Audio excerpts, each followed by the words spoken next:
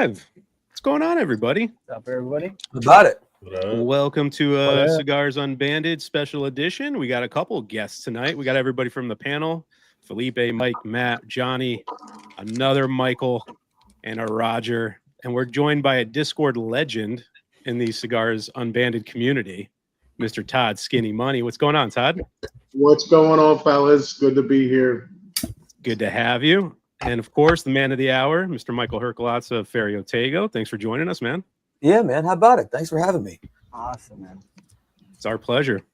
We've been trying to nail a date for like 2-3 months. You're a busy man. And you also know that when you try and plan out, it never works. And sometimes you just got to pick it for next week, which is basically what we did. We were bullshitting last week. And I was like, Tuesday, let's go. Fuck it. Yeah. Peter sends out the group message Tuesday. Herklots, who's in? We're just like, oh shit, guess so. Yeah, I appreciate you guys scrambling, man. I've been looking forward to this. Oh, it's been good, man. We're pumped to have you on. We see you in the chat and some of the episodes, which is really cool. It's fun to interact with you on the Discord. The guys are really showing support for the brand and stuff, and it's cool that you get to see a little peek into that, with the group. It's funny how it's all evolved. But because I was so young when I started in the business, I've always had that, and because of my background in music, I've always felt like this need to stay in touch with the audience, whether I was in retail, whether I was performing. And because I was young, I was always on these apps early compared to my contemporaries in the industry, not my peer group, but contemporaries. Right. So I was kind of, like the only player for a long time. Not that MySpace carries any weight anymore, or Friendster or any of that shit.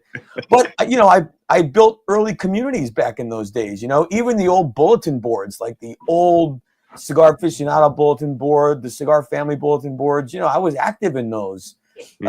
So this natural evolution is just. It's just so cool. And to see how serious it is, now I feel like the old guy. I have no idea how this shit works.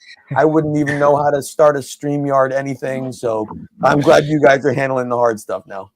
Do you subscribe to Paramount Plus, Michael? Yes. Nice. I like it. What's your show? What are you watching right now? I don't think I'm watching anything on Paramount. See, one of the things you have to understand about me, I'm not particularly adventuresome. I don't love new things. So you can always ask me that question and the answer is always Sopranos. And it's just, what am I watching in between Sopranos? But realistically, I'm probably on my 18th time through the whole suite. Yeah. I mean, what a great show to do that, though. I mean, I feel like that's one of the classics, right? It's hard to believe it's as old as it is. Yeah. I think for me, that would be The Office. Like, that's always on, no matter what. So it's always in the background, and then every once in a while, I'll latch on to a new series, but I can't even count how many times I've ran through that show. The other one I'll throw on is Mad Men. That one, for me, is always worth watching start to finish. And I always get ideas watching that, too. There's always something in the script that I can apply to work. Yeah. Makes you think about something different. It's usually something very obvious, like the cigarette line when they say that that the cigarettes are toasted, and their tagline is "It's toasted," and the guy says they're all toasted, and he said, "Not if they don't say it." And that was it. It was just saying the most obvious thing differently. I love that, man. We got Sal here saying what's up. He is in love with this timeless 10-year. Bro, I almost broke one out, but they're not currently for sale, so I didn't. I figured there was no use in pushing something that you couldn't buy. But they're out there, and they are so good, man. They made a handful of lists when it launched. Who made that cigar? Early. Quesada. Okay. Yeah, it's Dominican Nicaragua filler, Dominican binder, Dominican wrapper, I believe. But it was pretty Nicaragua dominant. Gotcha. What's everybody smoking? Since I didn't even start with that, I'll just go off the rip here. I got a 2021 Elegancia that I'm puffing on here. Felipe, what do you got, man? Same thing, dude. This is the 2023, and it's delicious right now. Very nice. Carpenter, what do you got? I'm rocking a Summa Torpedo. Nice. Love that cigar. Yeah. The Elegancia 2022. Okay. John? Very good. It's like a broken record here. Elegancia 2023. They're so good, though.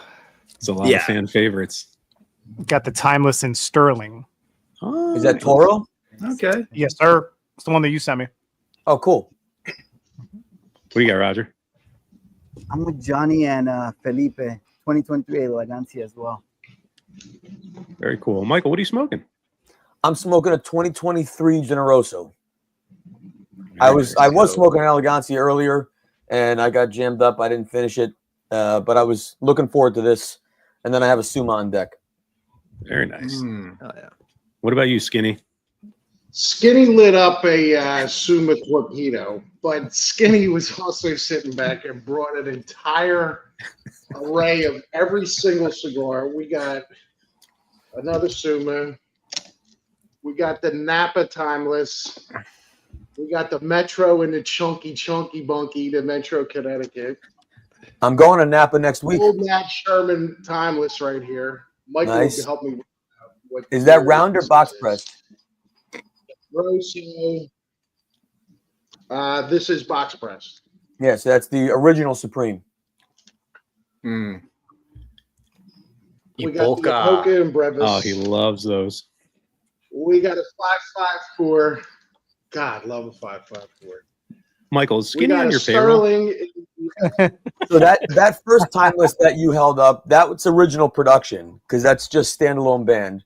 We added a secondary little black band in 2013, 2014. So that's original. That's 2000. Okay. That's 2012. I rescued this in a while. Had to rescue these. Regular Sterling and the Dahlias. I love them. Elegancia. Look at this. This is a Host Hunter. Remember OG. Speaking of OG, we got a look at this Sterling. Oh man, I loved that band. You know what's awesome about that band? It's the only band that was both embossed and debossed. Yes. Who paid for two cliches? Yeah, with the Sterling foot band, like it's so freaking cool, dude. We got the Habano. We got an Apoca double banded. Post 2018.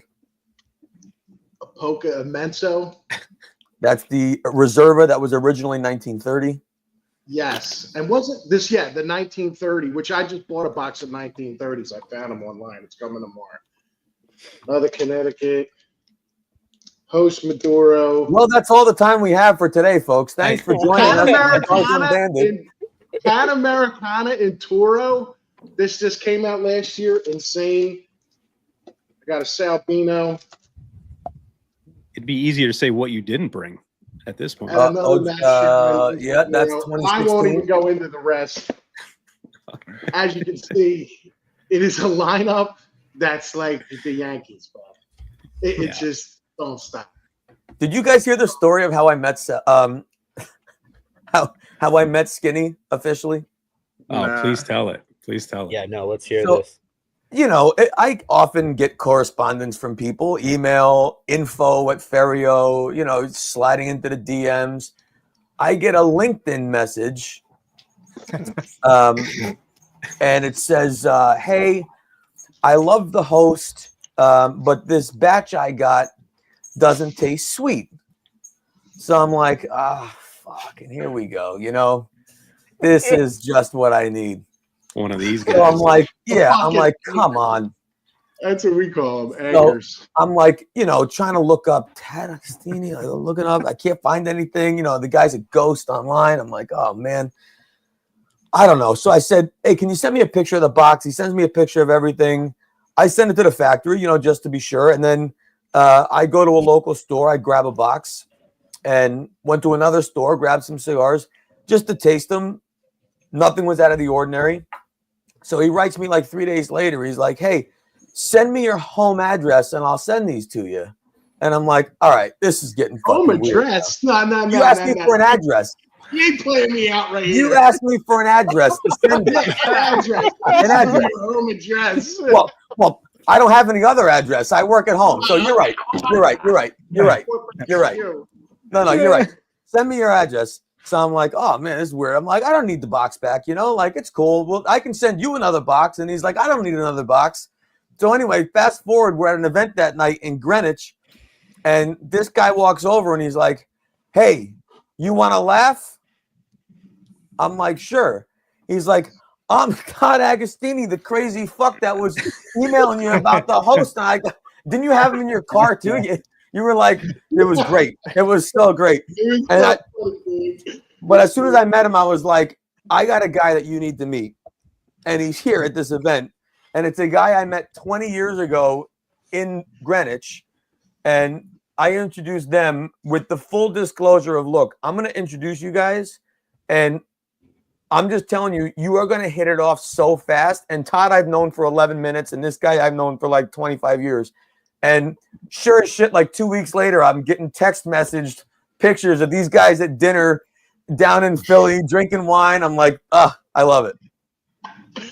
Yeah, it was a lot. That's exactly how it went down, dude. No, before the unbanded days and just sending an email and doing that. And it was funny because in my business, you get anchor customers that want to jerk you around and do this and do that and email you. And I'm like, listen, man, I'm a real guy. Like, I don't know what to tell you. But yeah, that's what he said. I'm a real guy. In front of him, like, and Michael's at an event. He don't know how this is going to go. The Davidoff people were there and all this shit. It was funny, dude. It was great. Definitely fun. And that guy you introduced me to, I'll be with him tomorrow at a dinner in Greenwich as well. And that's what it's about. And you did a post that night, Michael, where you talked about encouraging people to, while we are online here and this is a great community, but encouraging people to be out there, go to events, have a ground game, meet people, shake hands, do this, listen, do that. This is great. I mean, this is great, but it shouldn't be an alternative. It should be an enhancement. You know what I mean? Like, this is not a virtual experience. This is an actual tactile, you have to do this physically, cut it, light it, smoke it, taste it. It's physical and it's emotional and it's beautiful. And when you can share that moment like this, it is special, but sharing that moment with a handshake and a bro hug and a trade and a eye contact, it's very difficult to explain. It's a lot like music, I suppose. Being able to play live and engage on a stage live and see your band engage with the audience and your audience respond. There's just nothing like it, man. Yep. But this guy, you ain't call my pager myself. Eminem reference. Yeah, he think, yeah, come on, I ain't standing, man. Bro. I ain't standing, man. But we just missed you one day, Michael. You were in Connecticut, my home lounge, Orange Cigar. I popped in the morning and I saw you for a brief second. I didn't want to bother you too much because I know you were talking to the shop owner. And then Skinny showed up 20 minutes after you had left already. And it was cool to catch up with you for a brief second in the morning. But that was pretty cool. And it was after we had just been on something, wasn't it? Like we had just talked on a Discord or on a something. I feel like we were just communicating and then... We were trying to get this booked for a month previous. Yeah. So it was, leading up to it, but that was cool. And then I think you did another event here in Connecticut at Mickey Blake's, but that fell on one of our show days, so I couldn't make it out. So hopefully, I was in Southington last week. Yeah, I'm in Cheshire, so I'm like right down the road. So. Oh, nice. Yeah. You're from Connecticut, right? Because Felipe is also from Connecticut here too. So. Yeah, I grew up in northeast Connecticut, just south of Putnam. Oh, so really up there. Way up there. The next town east of me is Foster, Rhode Island. Yeah. And I'm 3 towns south of Massachusetts. Yeah, there's nothing up there. There's a lot up there. There's just nothing, Yeah, right. Not even fucking taxes up there, yeah. But it's come a long way, that town, He man. just left his bicycle. That's what we grow up. Yeah.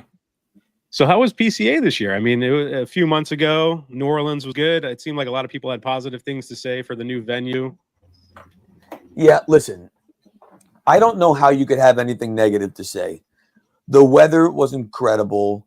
New Orleans is a great city. And most importantly, it was at the time of year that the majority of membership voted for, in the city that the majority of membership voted for.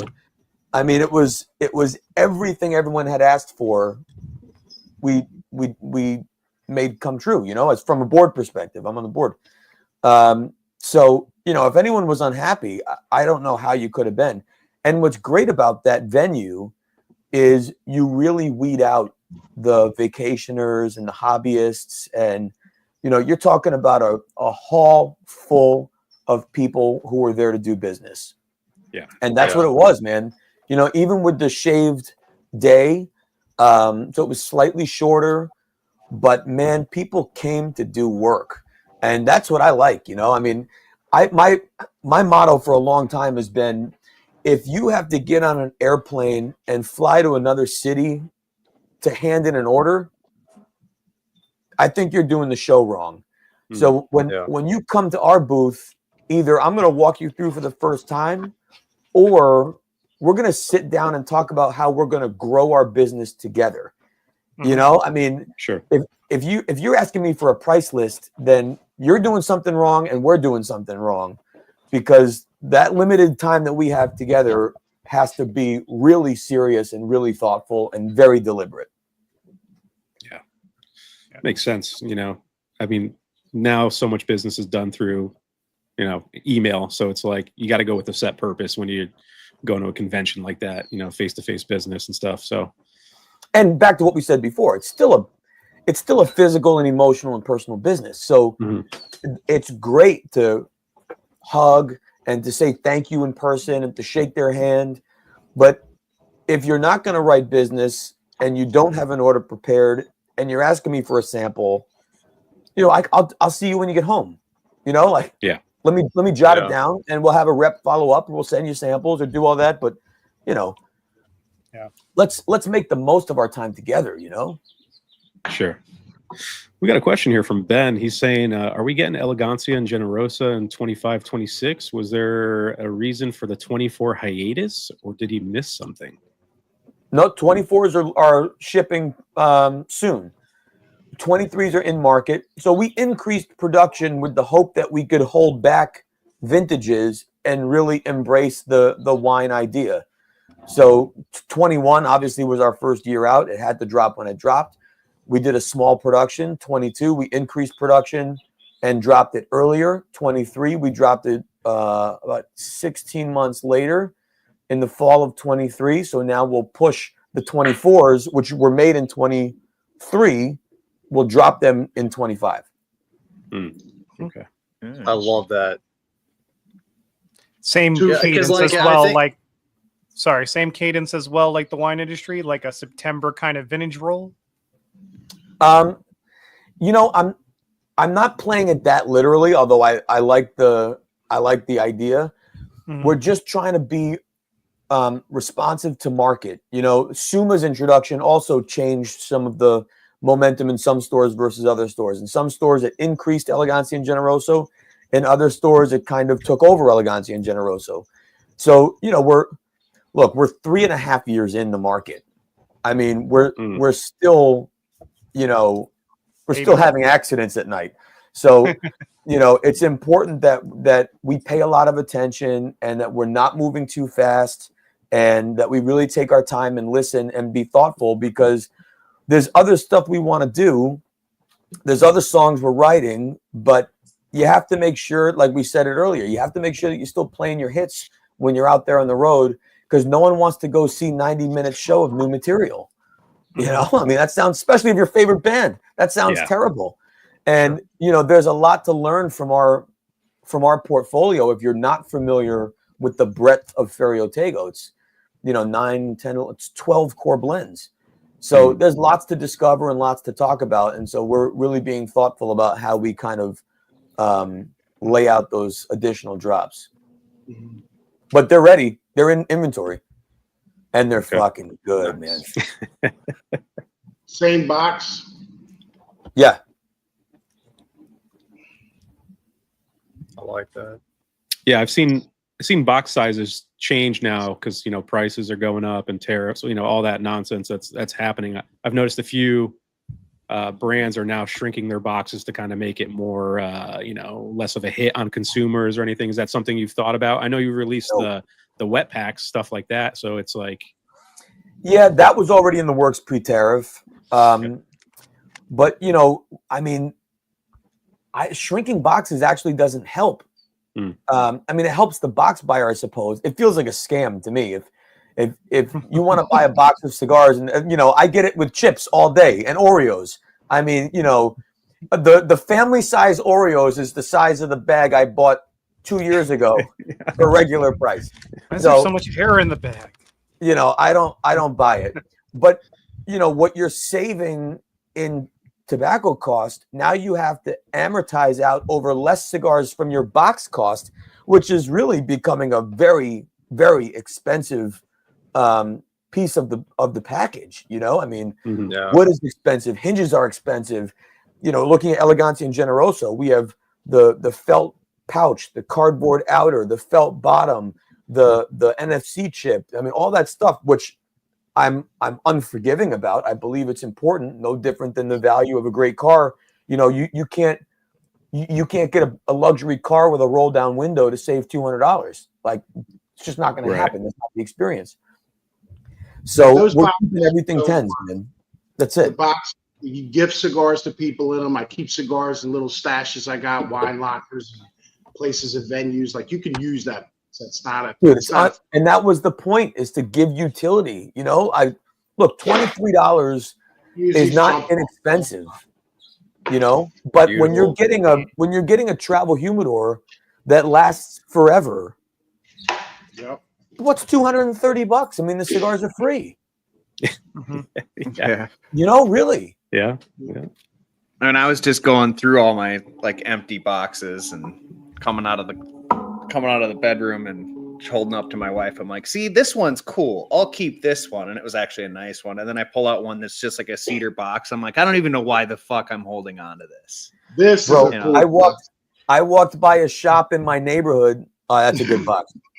I walked by a shop in my neighborhood and they had the Ferio Tego humidor on this table outside the shop. And it said, cigar box is $5. I mean, I can tell you that box cost me way more than $5 to make. So I peeled off a $5 bill, walked into the shop, dropped it on, and walked out with my box. I don't blame you on that one. No, man, they're beautiful. I use them all the time. I mean, you guys have received them. I mean, they're special, man. Yeah. And our buddy Sean here, he's smoking the Timeless, the TAA. I really enjoy that cigar. I've had it in the previous years. Are you on your third year with that cigar? Is it? Technically, 24, 23, 22, and 20. So 2020 was the first black on black Timeless. It did not say Nat Sherman or Ferio Tego because it was March of 20. And at that time, the company was for sale. And I didn't know if the company would exist when we dropped it or if it would live under someone else or what.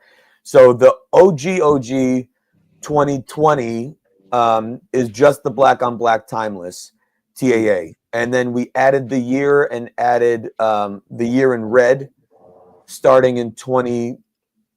So 22 was black and that said Ferio Tego, and then 23 and 24 red Ferio Tego, 24 in a box. Gotcha. And those have always been produced by Plasencia? Always Plasencia.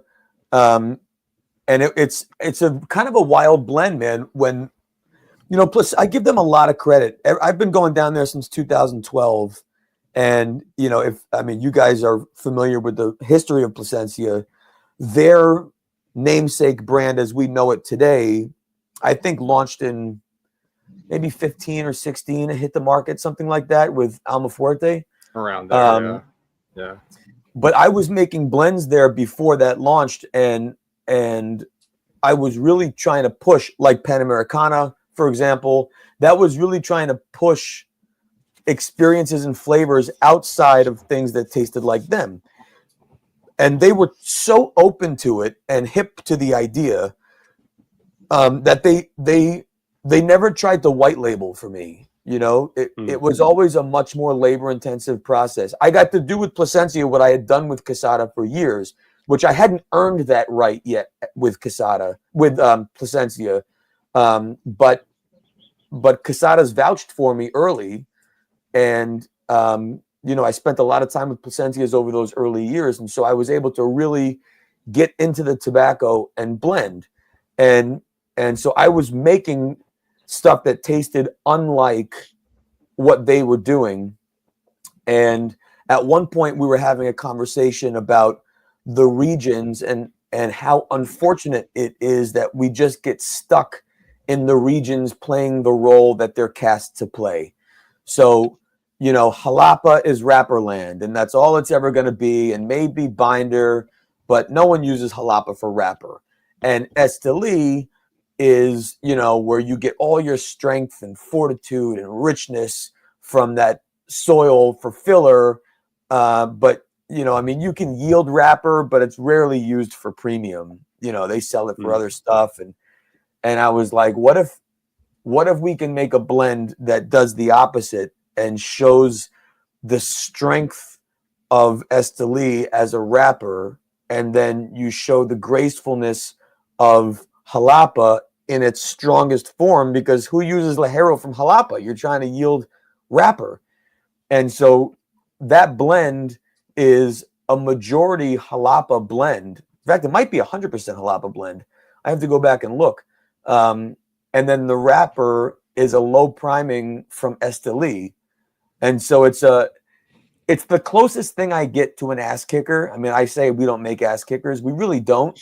But that is the softest, most graceful ass kick I could make. Yeah. That's the equivalent of a jazz drummer playing metal. You got to get out of your system every once in a while, And I love it. It's like it's a steak, but it's like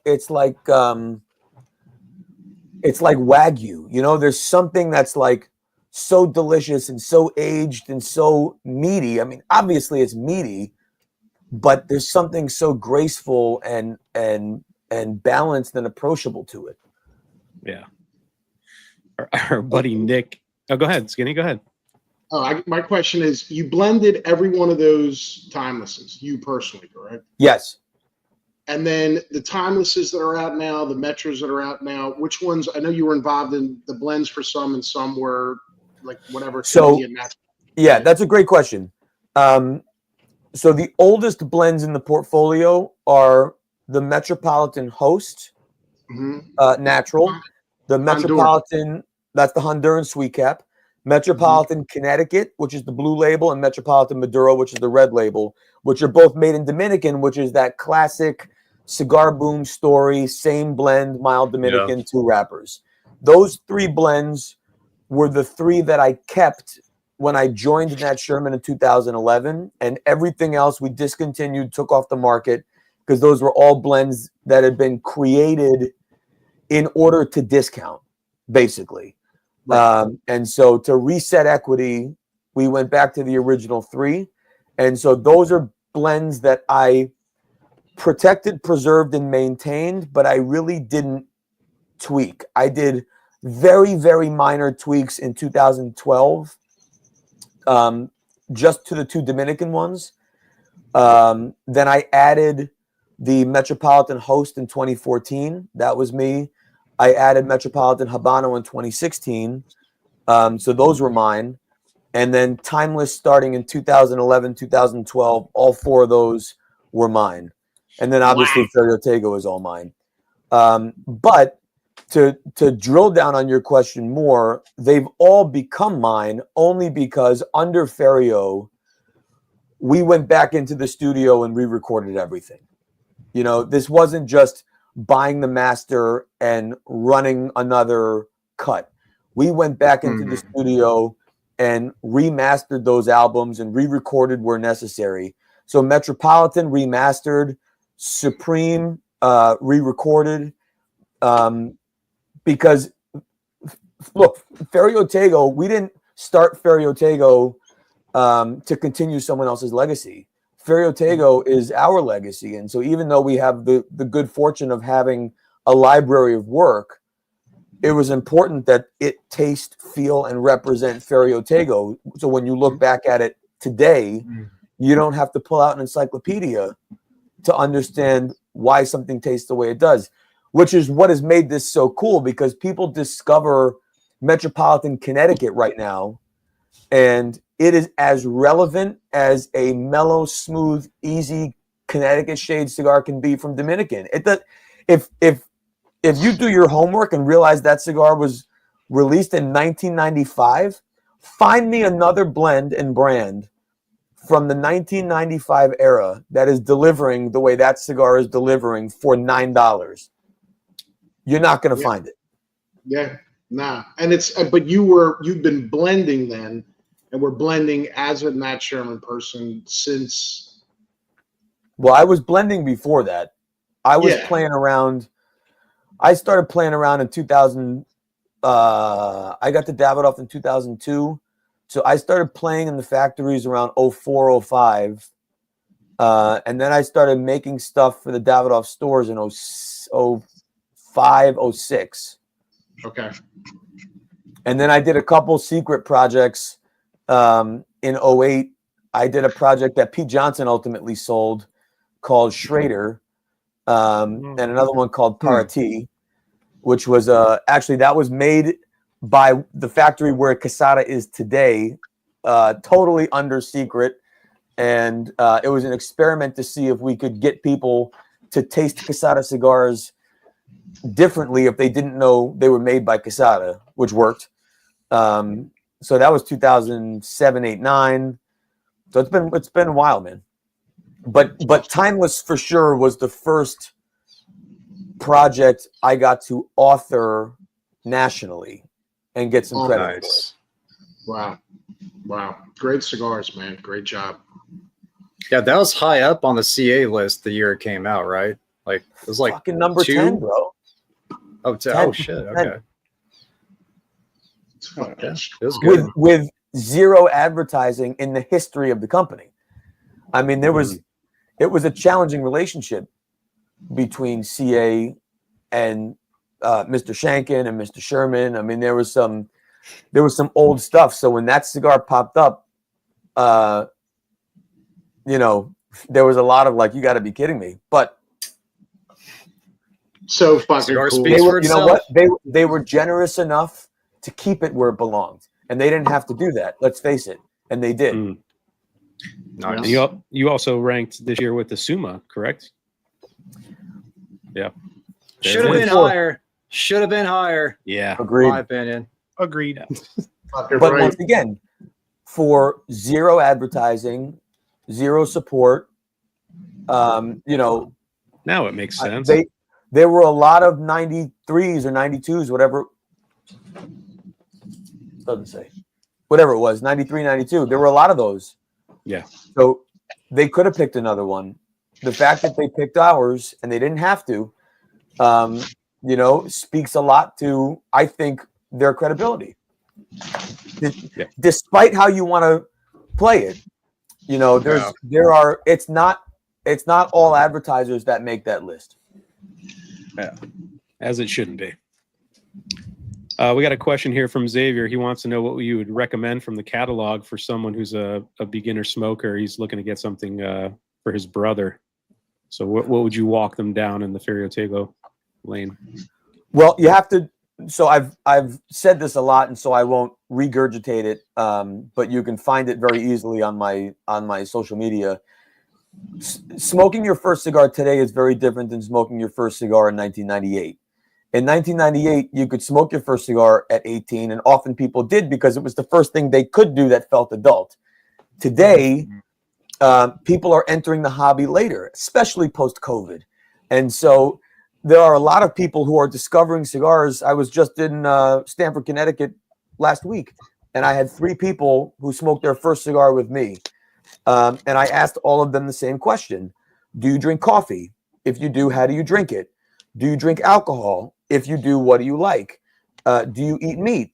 What kinds of, to get an understanding of the flavors and things they already have an affection for. So one person drank coffee. I'll show my New England roots. They drink it light and sweet. That means cream and sugar, extra sugar, for those of you that don't know. And one person, female, drank coffee black and drank bourbon.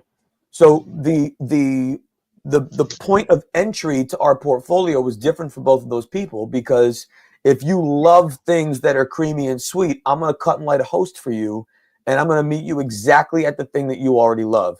If you love coffee black and you like bourbon, well, then I might start you with Summa, or I might start you with Supreme, or I'm going to start you with something that is more reminiscent of those flavors that you already love.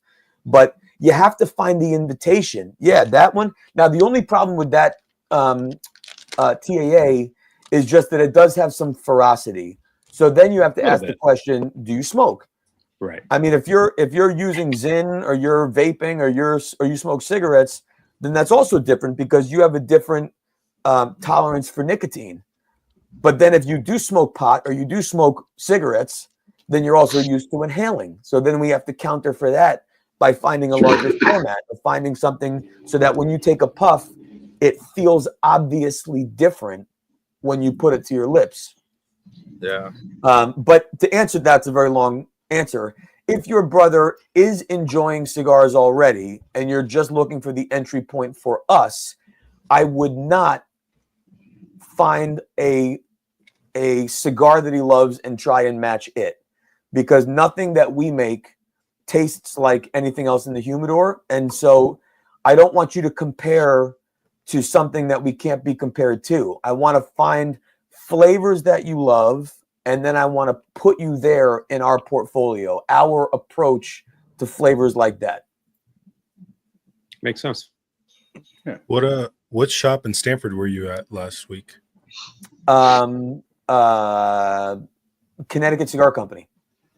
Oh, that's the new cigar bar, Nick's place downtown. Yeah, yeah, beautiful spot. It was great. They have they're one of the only ones to have a liquor license in Connecticut. Yeah, it was great, man. Nice what are you currently pairing with your cigar tonight, Michael? Well, there was something going on in the Discord earlier about the potential of Negronis this evening, and so I batched up myself a little Negroni just to toast whoever was having Negronis in the Discord. There you go. What gin did you choose? But I did bring a little vino. Oh, okay. For later. So you know what, man? I am I'm very old school when it comes to cocktails for home. I make comfort cocktails at home. So like my go-to Manhattan at home is Canadian Club. My go-to gin at home for a Negroni is Gordon's. They do exactly what they're supposed to do. Period. Yeah. Now, if I'm out, I love bullet rye Manhattans. I'll make them here if we have friends over or whatever. But sure, for me, Gordon's, Martini Rossi, and Campari is my mother's milk Negroni. You know, missionary sex. That's what I call it. Let me ask you a blending question. When you have the Panamericana, right, which has Costa Rican in it, and you got to convert this cigar into the Secreto, you know, how do you, like, what is that process like? Like, how did you blend this? And then it did very well. It scored very well on a blind panel as in the Panatellas it was put in there with. Like, how do you reduce that? How long did that take? And so it's easier to answer the question in a broader sense, because the same principle applies going to smaller sizes as it does going to larger sizes. And there's a few things that you have to consider. So I blend in a 50. I blend in 6x50. I learned how to blend in like probably 6x46 is what everyone blended in when I started. Yeah. But back then you would always go down to 38 and you'd go up to maybe a 52. So 46 was the right place to get the blend right. So now starting in 50, lets you go down to a 46, maybe a 42, and then up into approaching 60. And so when you blend, you're obviously using fillers, which, depending on how complex a blend, can be whole leaves and sometimes half leaves, and different proportions from different countries, regions, leaf positions, vintages, seeds, plus binder, plus wrapper, which are whole leaves or half leaves for binder, half leaf for wrapper. But besides wrapper, binder, filler, the other component that I think about all the time but is never discussed is air. And so the best way to illustrate that is if you imagine drinking through a regular straw, drink through a cocktail straw, and then drink through that ridiculous Starbucks monster straw, everything about that experience is different. And so if the wrapper is the same and the binder is the same, and that's one part, and let's continue with our cocktail idea, but your fillers are variable, you're not going to add 2 wrappers to keep the ratios the same of the cocktail. It's still just one, it's just bigger.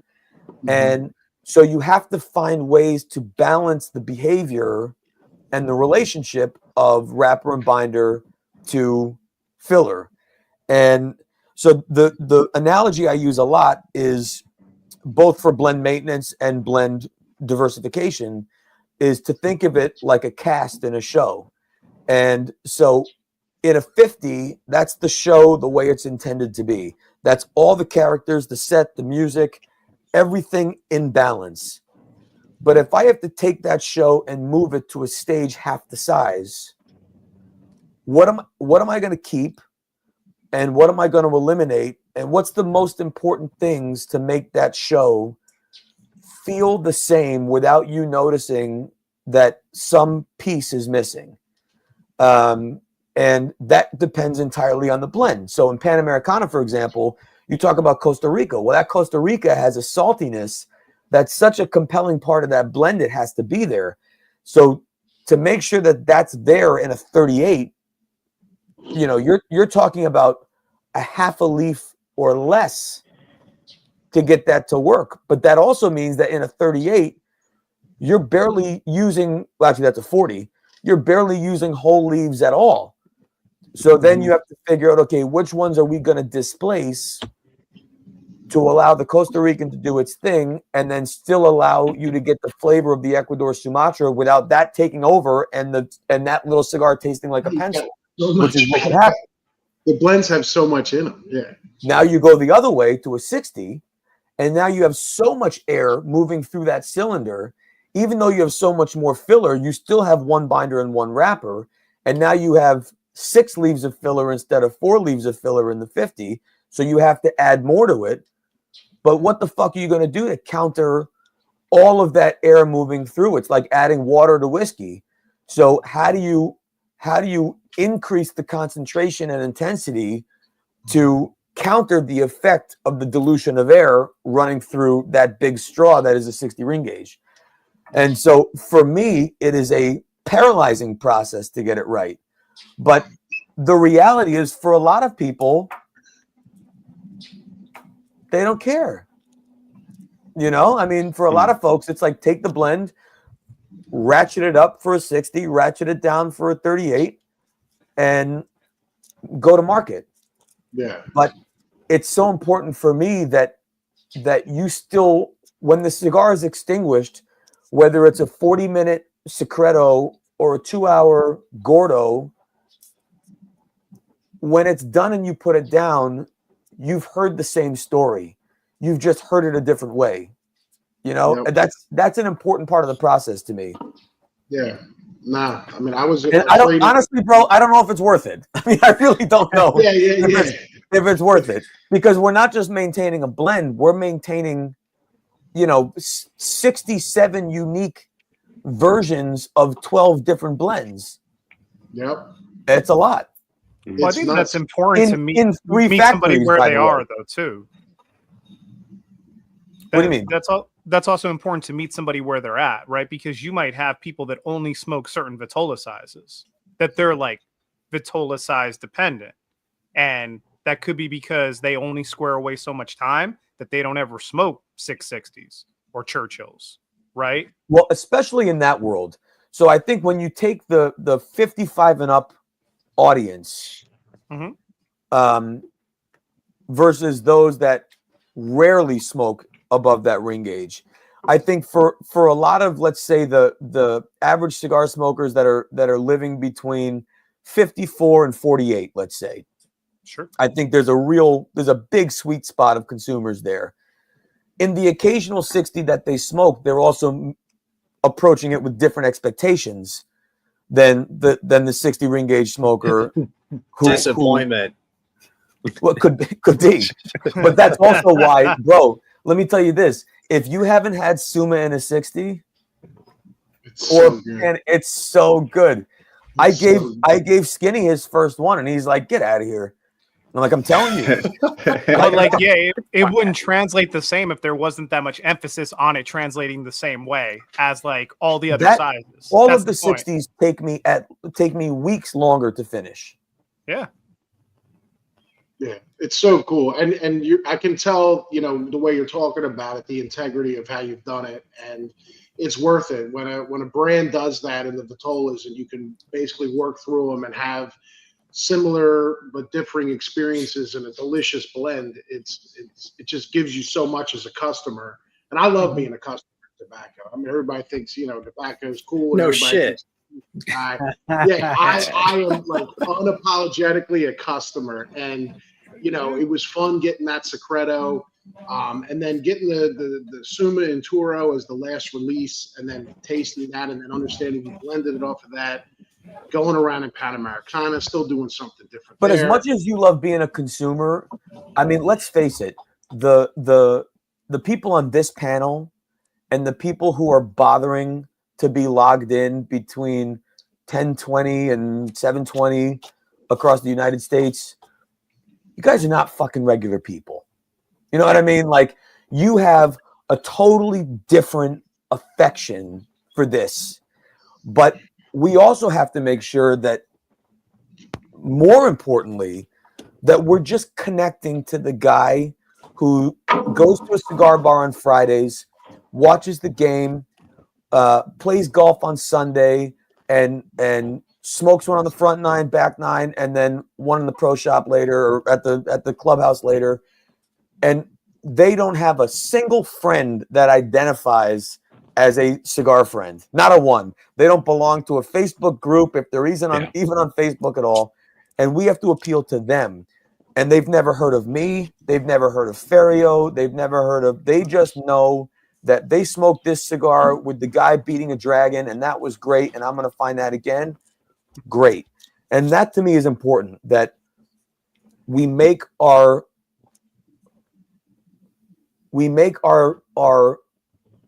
stories compelling from the beginning, so that regardless of which blend you happen to try for the first time, even if it's not your style, that this kind of works to our disadvantage. We're made in 3 countries and 3 factories, and you guys have smoked enough of our blends to know that those 12 blends are as wide as you can get between that TAA and the host. I mean, and so if your first experience is a host and you don't like Sweet Cap, it's not fair to say you don't love Ferio. You just don't like host. And if your first experience is the TAA and that's too strong for you, it's not fair to say you don't like Ferio, because you need to discover Sterling or Elegancia or Habano.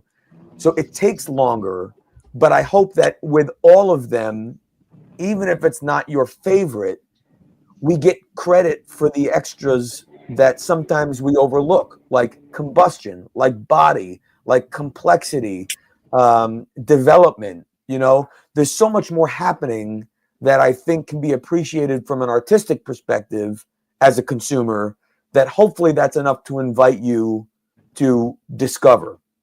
Yeah. Which is why I appreciate opportunities like this. Yeah. When I speak about your brand, I always, try to do that because some people are like, I just saw it. I don't know, but there is one you will love. 100%. As a consumer, I appreciate the intention of every one of them. I like cigars to be intentional. I'd like them to have a mission, and it's really cool how you did that in all that and have those 3 different brands and blends. It's a very diverse lineup. It's strong, really, really strong. But that's that's the musical approach. You know, you can look at them like albums. Metropolitan makes sense as an album. They're all old school. They're all straightforward. You don't need to write, you know, 1,000-word review on a Metropolitan. They're meant to accompany anything you're doing anytime. Gordon's Negroni. Right. Right. Porch pounder. That's my tagline for those. Timeless, more nuanced, but time and place, right? 2012 to 2017, 18. Complexity was an important part of the cigars developed in that era, especially for me as a cigar maker. So I was putting more in them. I was getting more nuance. Now that album is out there. So it's my job to preserve them. I'm not going to change them. I'm going to preserve them so you can go back and listen to that record anytime you want. And if you like Sterling and you listen to that track more than you listen to Panamericana, no sweat. It's all part of that genre. It's all part of that era of that album. And then now is Ferio Tego, Elegancia, Generoso, Summa. I know all you guys have smoked those 3, and it's fair to say they are 3 very different experiences. But I think at the same time, having smoked all 3, I think you probably get the through line that they share, you know. And I've seen enough of your reviews to hear you describe them with some shared characteristics that when I watch it and I listen to it, I'm like, great. You know, I mean, even Johnny, I remember I was talking to you on one where, and I think it was Generoso.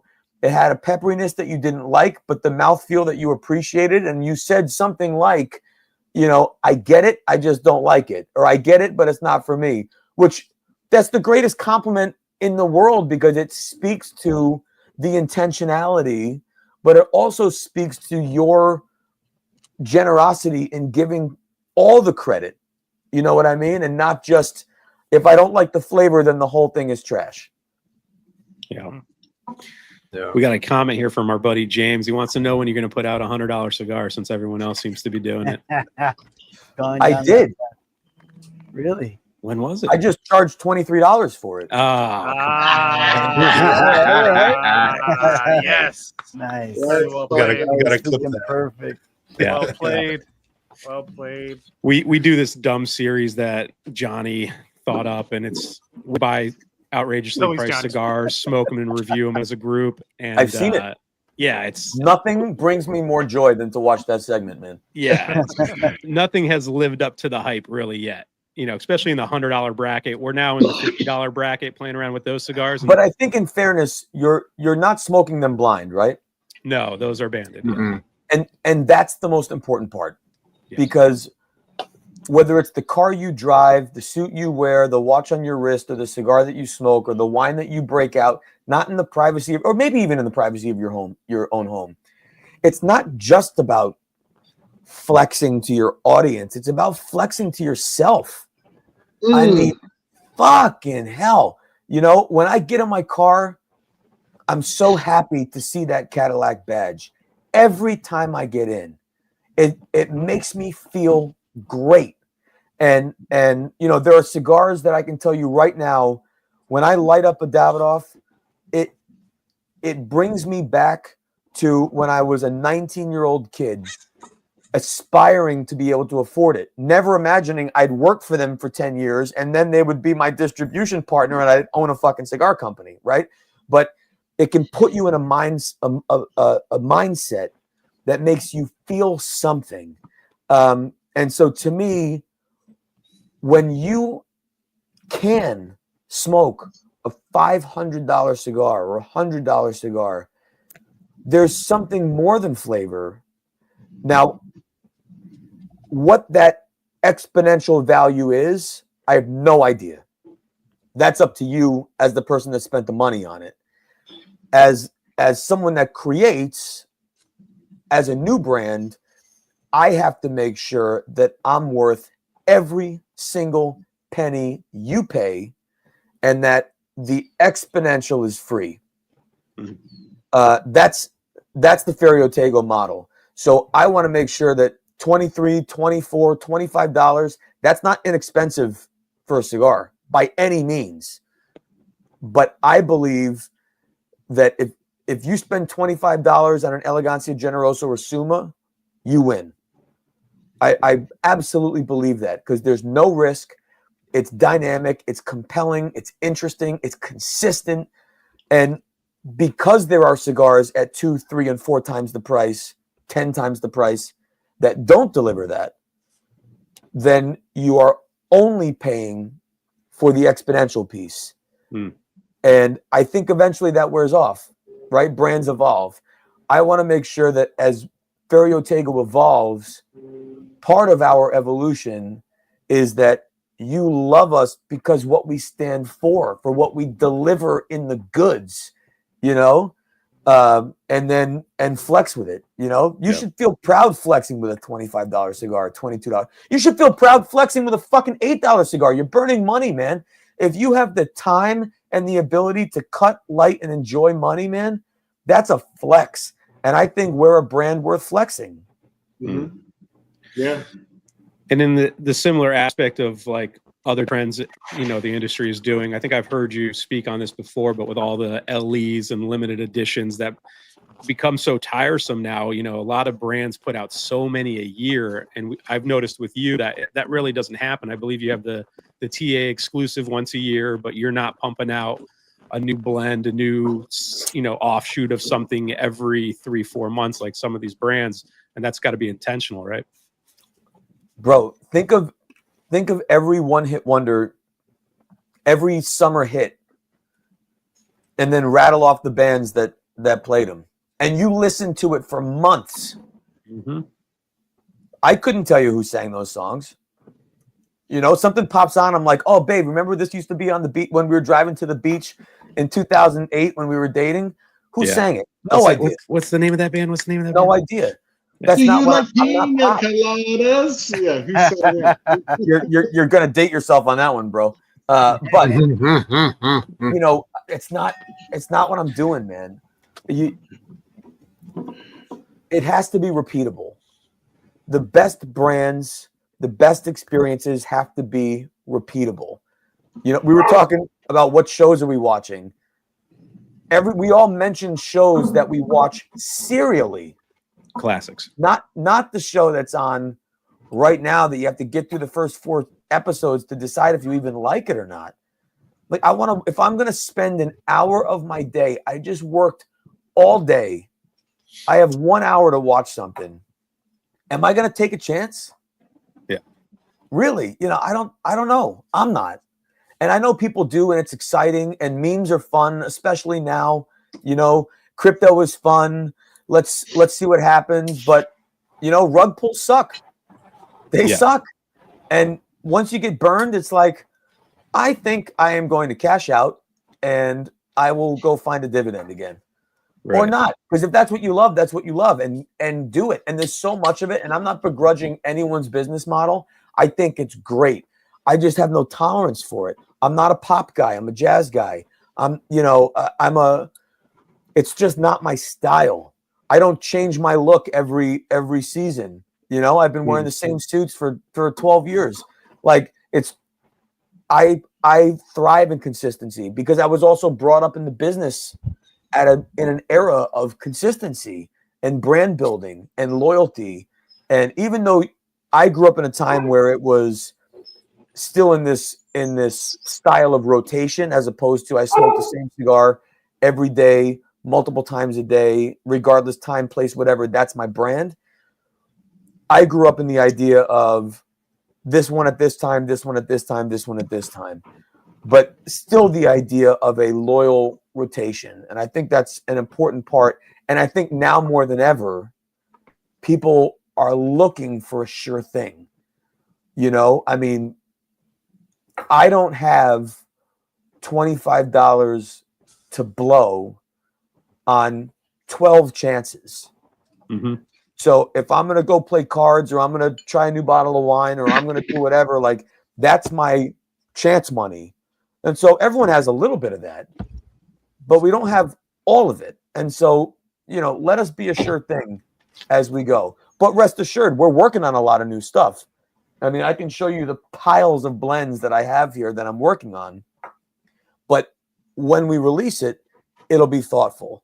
And that's why we do these limited annuals like the TAA, like Elegancia and Generoso, where you can look forward to them. They are limited in their quantities, but they're also repeatable, not identical, but repeatable. And that's our version of it, And what I love more than anything is that I think we're the only ones doing it. Certainly from a boutique standpoint, or I don't know if we're boutique, but from a small brand standpoint or new brand standpoint, I don't think people have our approach. Yeah, a lot of people don't take the risk because a lot of people see what we do reviewing cigars, and we're always trying new stuff. So for us, it's kind of on par, what we do. But perpetually disappointed. This is very true.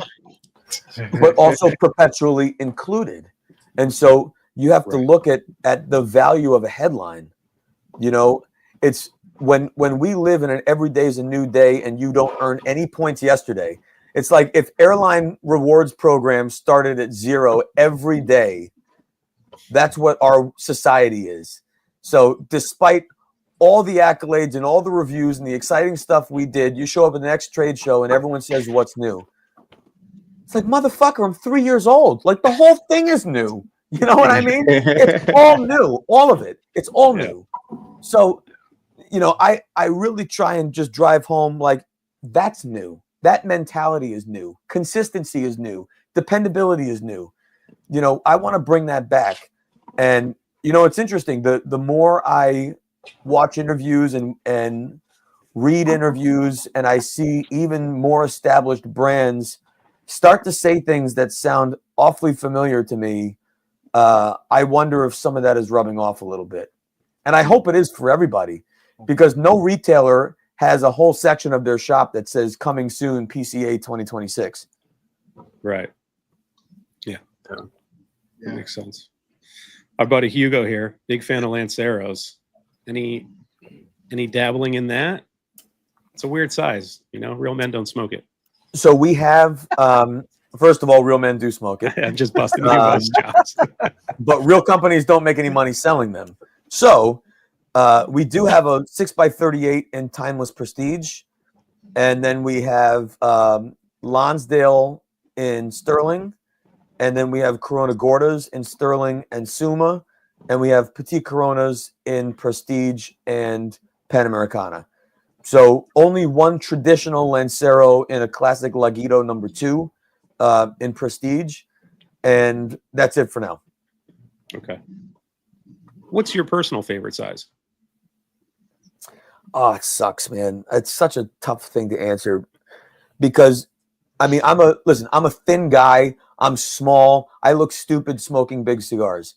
So, and I don't have time to smoke big cigars. So I have always favored, 46 to 38, 6 inches and less.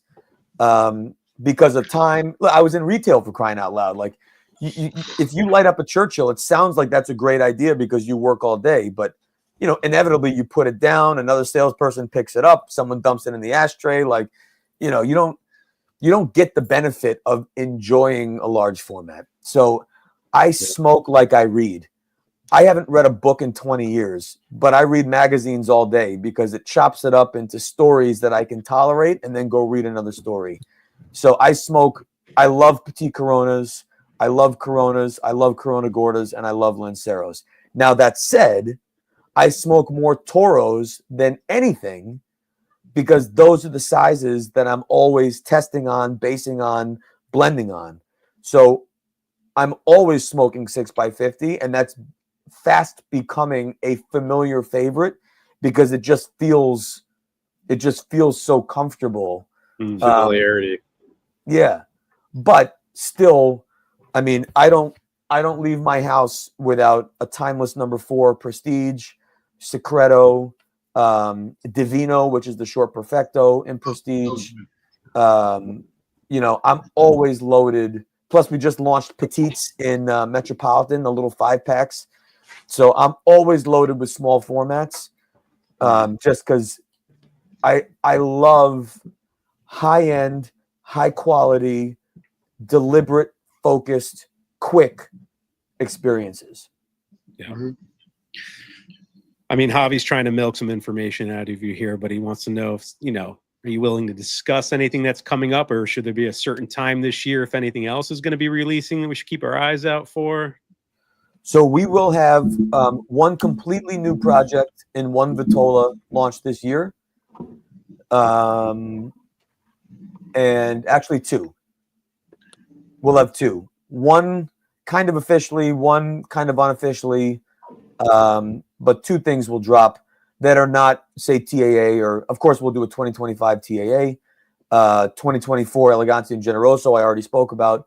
So you're going to see Elegancia and Generoso in the next release, in the next vintage. You're going to see 2025 TAA, and there are two other projects for sure that will drop. But there's so many other things. It's so hard to know when the right time is to release it, because it's so hard to know when you're done. Mm-hmm. It's so fucking hard to go back and proofread something. Think of, for anyone in corporate world who goes crazy over writing an email, and they go back over it again, and they reread it again, and like the stress of hitting send, waiting for the reply is just paralyzing. And so imagine doing that, but when you hit send, you send it to a factory that takes 12 weeks for that thing to print. And when they print 100,000 of them, Right. And each one they made one at a time that then get delivered to stores, and then you have to wait for people to buy it. So there's no ability to cure at that point. It's just gone. It's no different than doing a song. When you release an album, it's like you spend all that time in the studio, but once it's out, it's out. Yeah, nerve-wracking when you find a review coming, or a public, a magazine's going to publish something on your cigar. I'm sure it's bated breath. You're kind of just hoping for the best at that point. Nothing you can do about it. Yeah, I was in the studio, making records. Had to put them out. Classics. What's the Rocky Patel story? Sal's saying you got a story about Rocky? Listen, I've known Rocky since I was 19.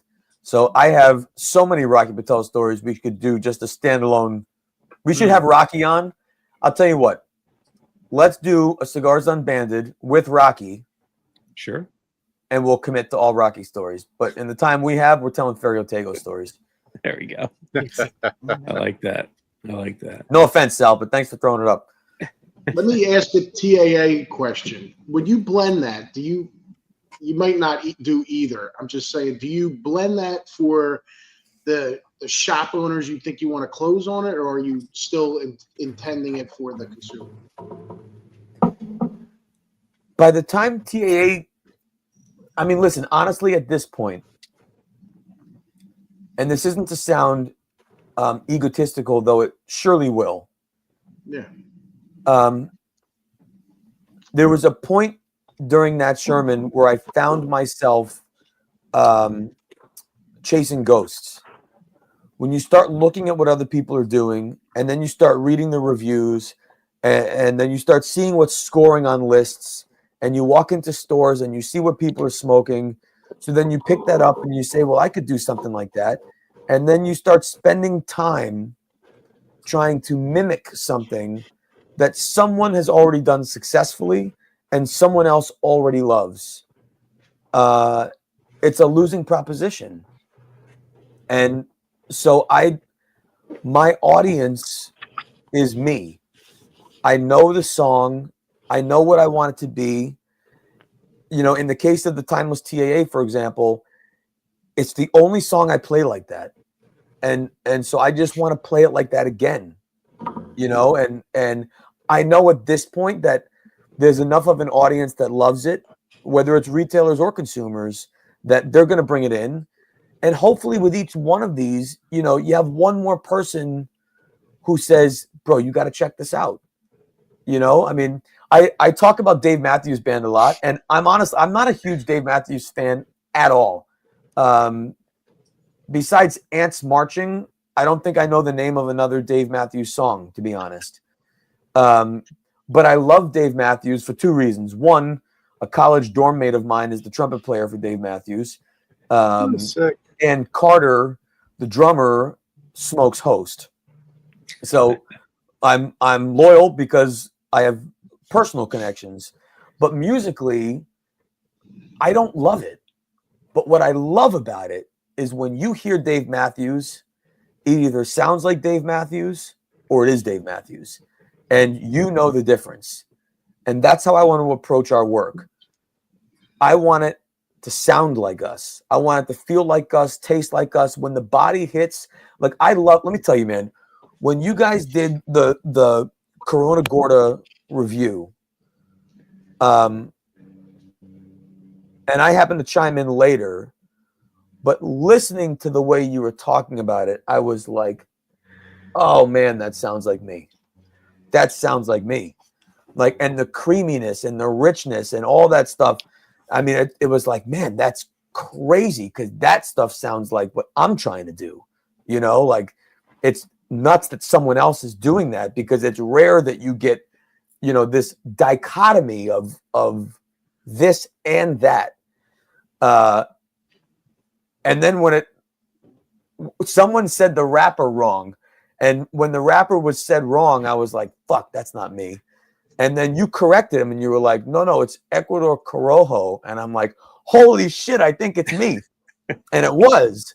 To me, that was such a validation of the uniqueness of the work, that so many people could have such different variations of descriptions and experiences because the flavors were wildly different. But if you kind of drill down to why, like the nuts people described were all kind of in the same texture from a mouthfeel standpoint. You know, there are all these things that for me, I could say, okay, I understand where that's coming from. I understand where it's coming from. And so when I went back and watched the whole thing, minus the one that was fucked up, you know, it was thrilling to watch and review and read the comments and follow along because it really was saying everything I'm trying to say. And, you know, I posted something last week. I found this photo of me smoking a cigar and I'm kind of looking at it and it made me feel like, imagine what it feels like to want to say something, but you can't communicate. Like, imagine what it must be like to not be able to speak. Or imagine being a painter and you're trying to tell this story, but there's no words on it. And so you just have to, you're kind of a prisoner because you can't use the tool that you want to use by just saying, this is what I'm trying to say. Like, can't you hear what I'm saying? And it was weird. It was a very emotional thing. Like when I found that picture, and what I posted was less emotional. But watching the video of your experience smoking that cigar was very much validating the way it feels when someone finally hears what you're saying when you can't say it yourself. You know, like I could see it in a movie in my head, you know? Yeah. Like Ghost or something, when he's trying to communicate and he can't communicate and you're trying to give signs and shit to like finally get them to say the thing. It was very rewarding, man. And that's the fun part of putting those packs together because, you know, I'm the only one who knows what's going on. And so I have a rough idea whether guys have smoked the cigar before, reviewed it before, like what they thought about it in different sizes. And I don't think anyone reviewed that size, the CG. No. So it was fun to see everyone's take on that. And then when you realize that, you know, 40 plus people are also doing the experiment with you. And I mean, that cigar rated at the top of like most of our cigars. It was so consistent. It was either like S tier, A tier, or B tier, and I don't think we had any cigars under that, which means, lights out. It performed the way it should. So that was just, it's high marks when you take such a large sample size like that and then boil it down to, everyone enjoyed the experience. So, hats off to you for getting that done. Great Well, hats off to QC. Casada for doing it too, man. Mm-hmm. And that's the other reason, you asked about what are we doing new? What are we doing new? Man, do you know how fucking hard it is to get one right over and over? Like, think about that. You are handwriting a newspaper. You're handwriting a story, every version of it. And you need the same number of words in the same line on the same page. So every single book is consistent. And imagine doing that with 30 people who have different handwriting. Yeah. Like it's just nuts. So the what's great about, and doing it in 3 fucking countries. Yeah. So it's a bit bananas. Yeah. But because we've been doing it for so long and we've been so loyal to each other, we can complete each other's sentences when it comes to blending. Like, no longer is there a factory approach to Timeless and Metropolitan. It's the Herklots approach to those blends. The people in the factory know what I want it to taste like, not what it should taste like. They can feel my palate. And even when I talk to the guys in the factory, all the supervisors and stuff, they joke about it. They're like, sometimes we'll smoke this and think it's wrong because it's not our style and it's not what we like, but we understand it's exactly what you want. And so they're able to kind of bifurcate their bias and their preferences and really apply my penmanship to those blends. Yeah. So then That's why I like the American blenders. I think there's a lot to, there's regionally things that happen in the spirits industry. I'm sure Prisdale could talk about it and all over the place. And I think having these blenders that are, really representing, because you're flat footing all over with American consumers. And I know it is an international product going into a lot of countries and stuff like that, but it's cool having blenders like you out there that are, putting this stuff out and coming from your perspective. Yeah. I mean, if anybody's ever had Remy 1738, the legitimate sales pitch by all of Remy Cointreau to us was, this is blended for the American palate. And I was just like, what does that mean? I really love cognac. What does that even mean? I love all cognac, so I don't get that. But it's also, that's also the difference between big brands and small brands. Right. You have a team who are being compensated to create this experience on scale, and it's all done as an exercise that they're all trained to do. When you take a drummer and a former CFO and you stick us together to make Ferio Tego happen, you are looking at the marketing department, the finance department, the executive team, the sales team, the brand managers, all that. Yep. 100%. Yeah. Carpenter, were you going to say something? Yeah, I was just, you may have answered this in a different interview or whatever, but how often do you have to, like with every crop year, do you have to kind of slightly tweak the ratios of the leaves to keep the cigars consistent? Not necessarily. That's a great question. It's a great question. So we actually we did a seminar on this at Pro Cigar, and I did it with Ernie Carrillo and a guy named Sigmund. He goes by Fito Marushki, who owns a huge tobacco growing operation in Dominican. And they approached us. They wanted to do a seminar. They didn't know what they wanted to do. And I had done this on a small level at Casada's factory tour years ago. And so we scaled it up to do it at this seminar. So let me answer the the practical way first, which is not necessarily because you are, if we go back to the idea of thinking of a blend like a cast, and for me, the Broadway is the easiest analogy because it's live, and cigars are live. Every time the curtain goes up, that blend is live on stage. Now, you don't give a shit who's playing what role. Makes no difference. You didn't necessarily go, except unless you go see Glenn Gary right now and you want to see Bill Burr or you want to go see George Clooney, right? In general, if you go see Cats or Phantom or Les Mis, there's no headlining star to that show. The show is the star, and you just want to go see it. So what's important is that the casting people are casting the right actors to play the right roles. So in the spirit of creating a blend, what we did in this Pro Cigar seminar was Ernie created a blend with 1 wrapper, 2 binders, and 3 fillers. 1 filler was the star of the show. And then, let me say that differently.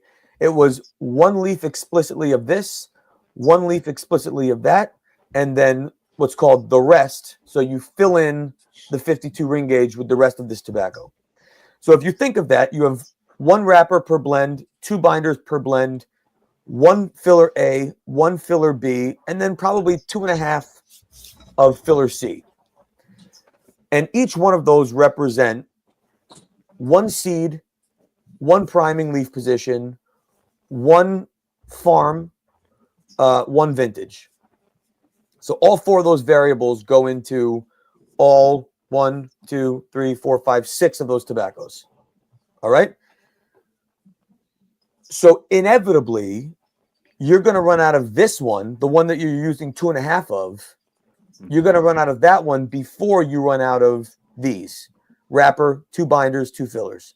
So you have to recast this. But this is like the ensemble. Mm-hmm. This is the background. These are your principles. This is the background. So in order to recast it, you have to look at the tobacco. So this is what we did. We made this blend, and then we said, okay, this tobacco goes away. How do we replace it? So now you zoom in and you audition this character.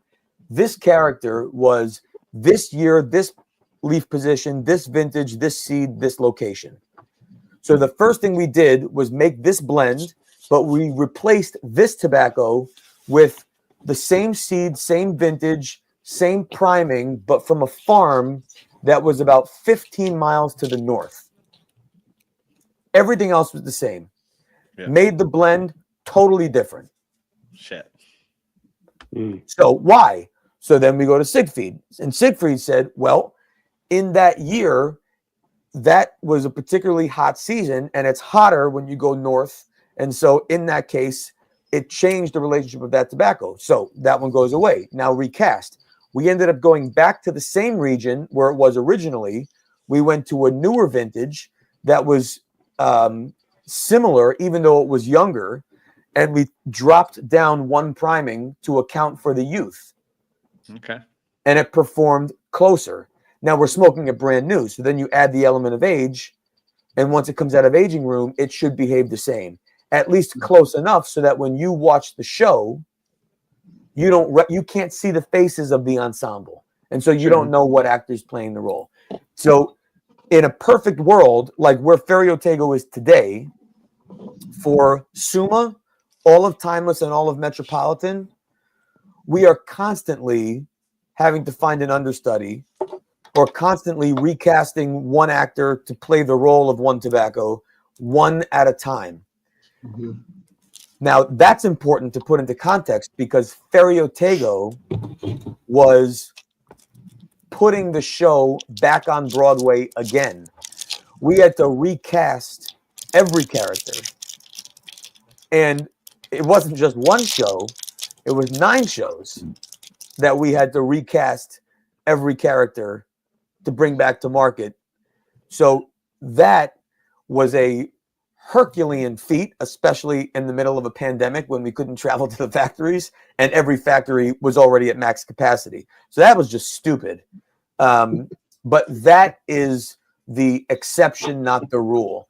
It is rare that you are recasting every tobacco every time, because you are gradually introducing one new character and then you are responding to that character's behavior with the cast. Mm-hmm. So it's unrecognizably different. Gotcha. That's really cool. Was there an adjustment in blends for the 24 Elegancia or Generosa, or was it identical, the same to the 23s? So my answer is always the same, that there's no deliberate adjustment other than 2022 Generoso, which I got in a conversation with Sal on when I was in Los Angeles. 2022, I pulled back, and I shouldn't have. And so 2023 came back the way 2021 was. So Elegancia and Generoso are the equivalent of going back in the studio and re-recording the same arrangement. So maybe some of the musicians are the same, maybe some of them are different.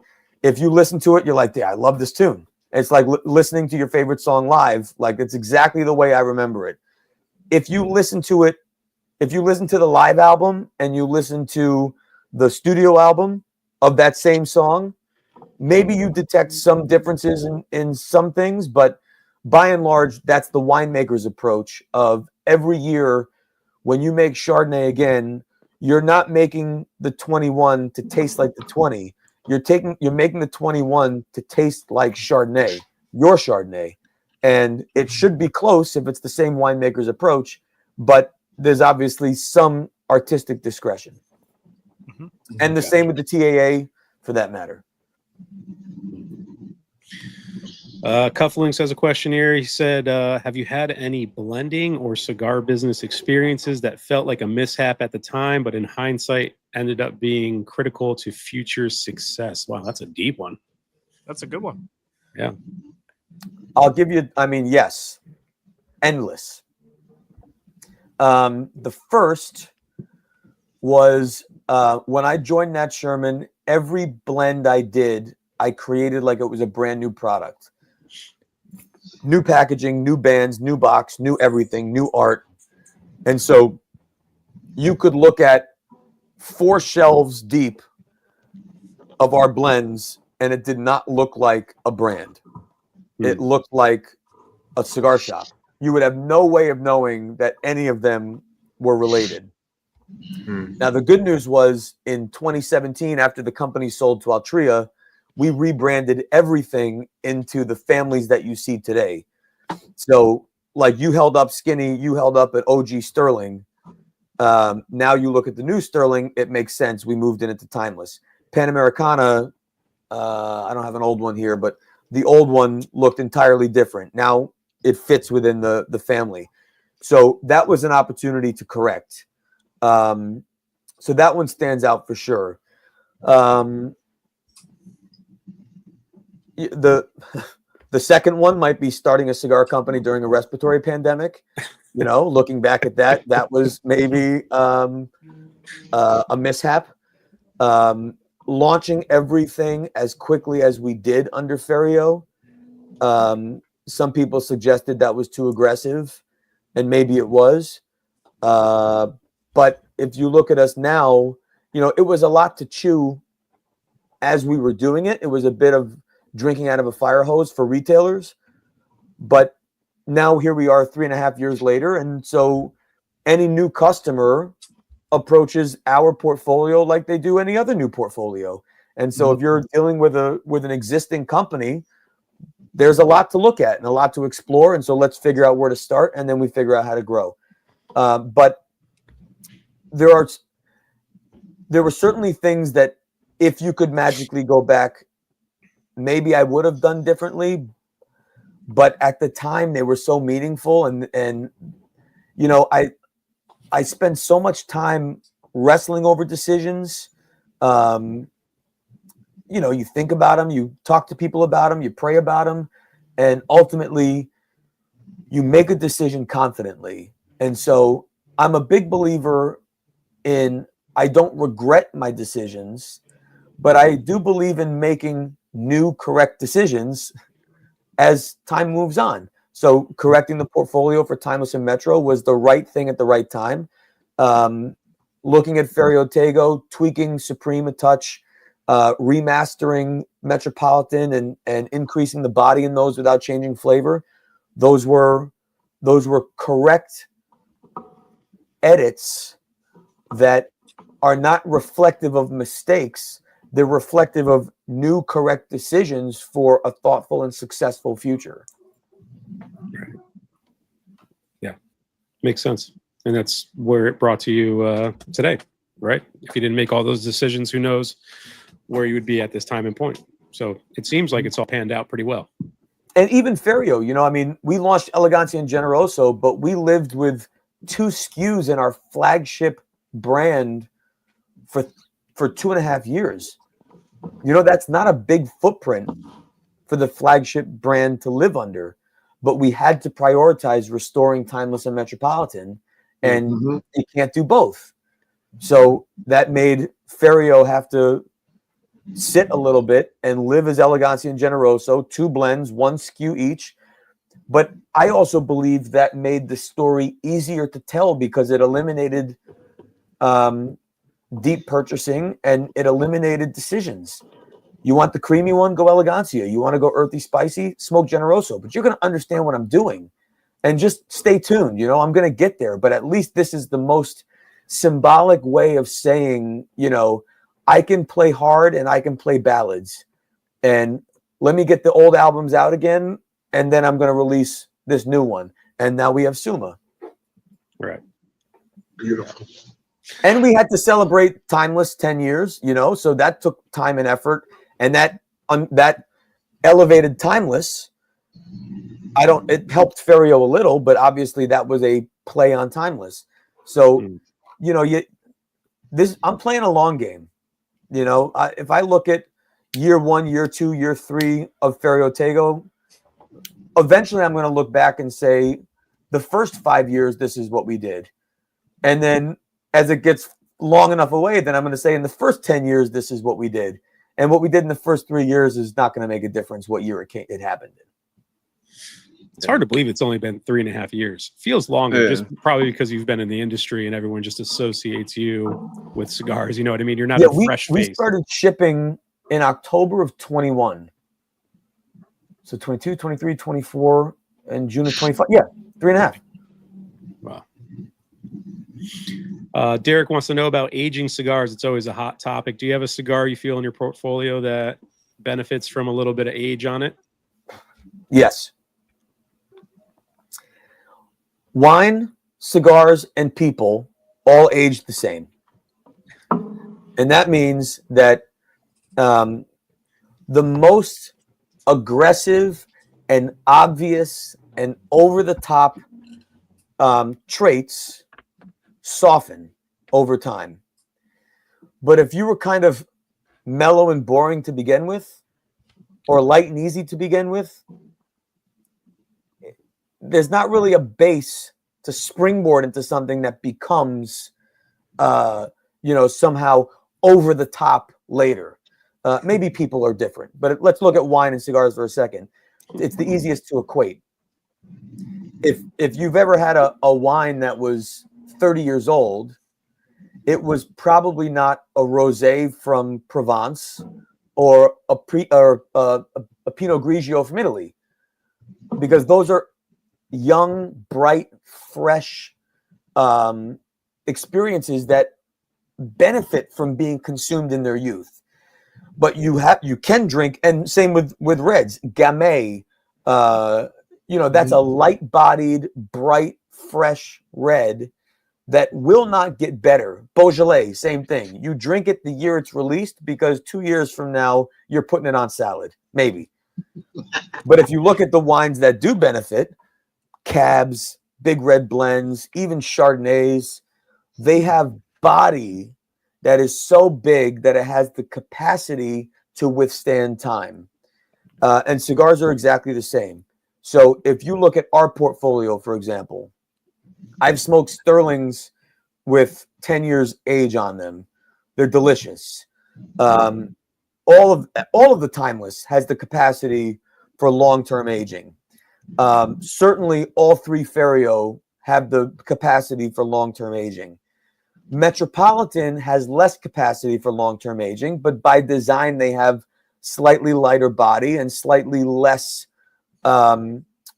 nuance to begin with. And so there's only so much they will develop before they become uninteresting, you know? Not that they won't perform fine, but they lose their dynamism. And so then there becomes a point to appreciate them for what they are in this time, which is different than them being good. And let's face it, that happens with people too. You know, I mean, there comes a point where a person has aged past their prime, where you know, they're doing so well for being 85, but fuck, I really can't have a 12-hour conversation with that person, you know, as much as I would love to. You know what I mean? Like they don't give the same thing as they gave when they were 40, when they were 60, or and so cigars are very much the same. And so I think that any blend, look, when you take a puff and the first puff delivers vibrancy, you have capacity for aging. And when the first puff delivers body that is unctuous, you have capacity for aging. And whether that's Sterling, Elegancia, Timeless TAA, Generoso, Summa, all of those cigars, just from your own memory, you can say, yeah, I get that. Makes total sense. And when I smoke a Panamericana today from 2014, it's a different experience. It's a softer, rounder, more interesting experience. But it's still identifiable as Panamericana, not as something that is aged beyond its prime, but I kind of appreciate for the fact that it still burns and still has some level of flavor.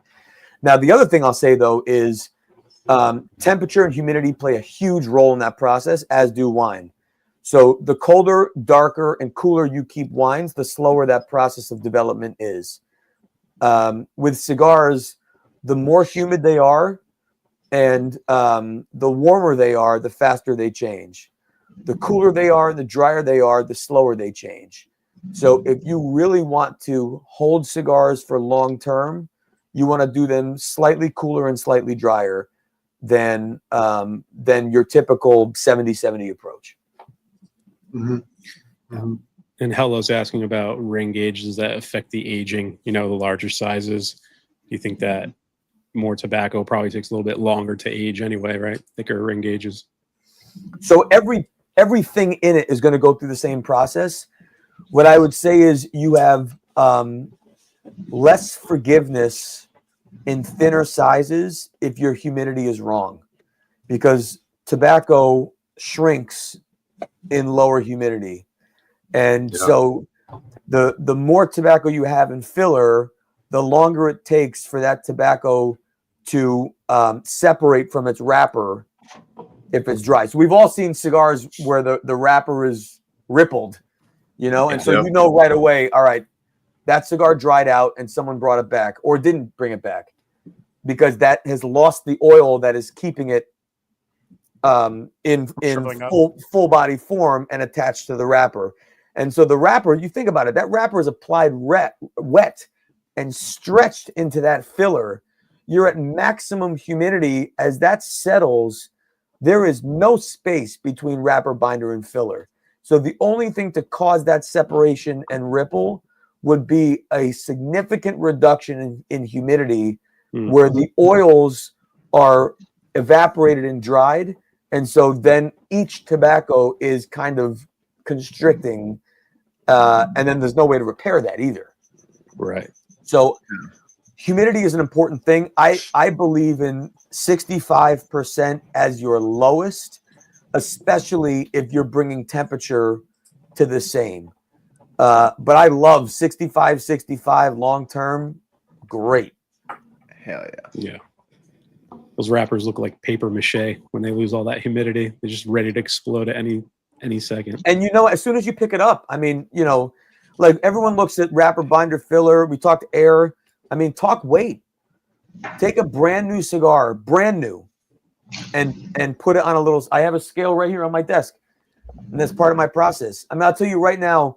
You take a 6x50, take a 5x50 Ferio Tego, and put it up against the 6x50 Cuban of any brand, and my 5x50 will weigh the same or more than a 6x50 Cuban.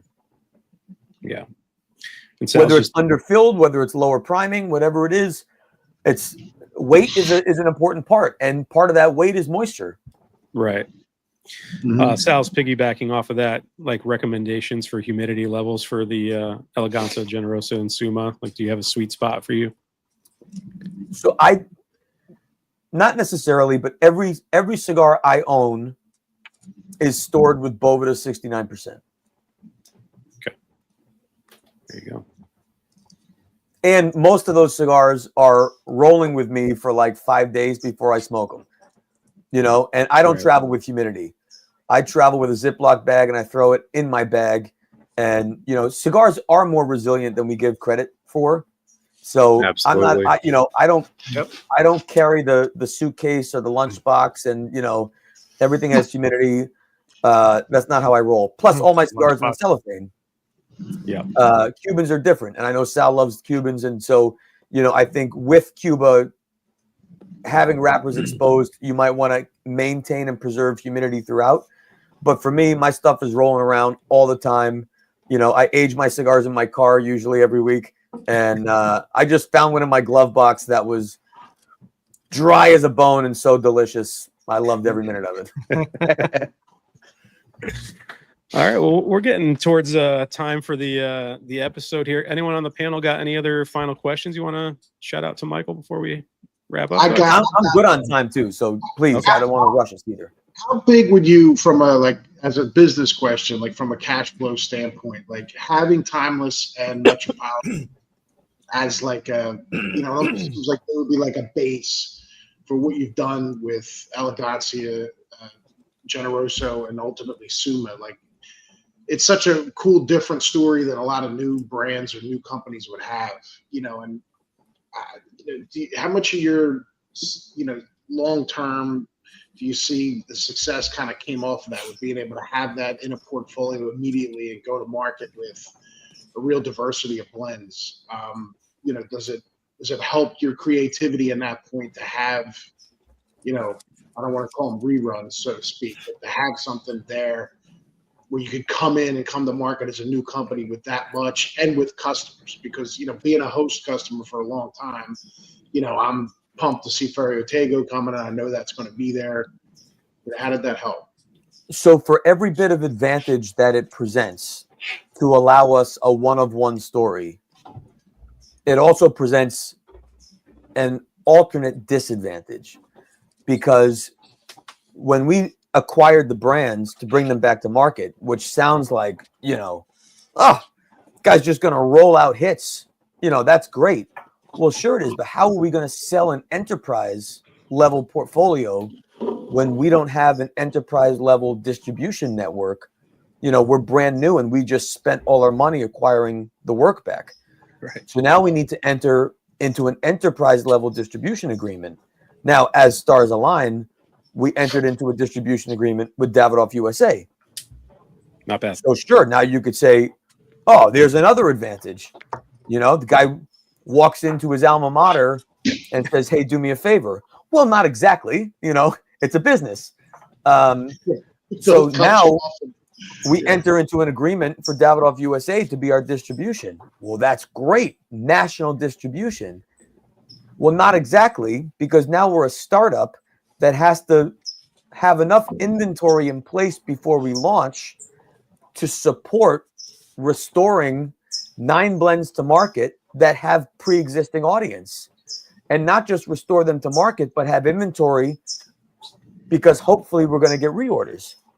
Mm-hmm. And so now the pressure on a startup, after just spending all our money on acquisition, now we need all these factories to deliver first run, second run, get it in a warehouse which is cash that you're sitting on in inventory that's not turning until it turns.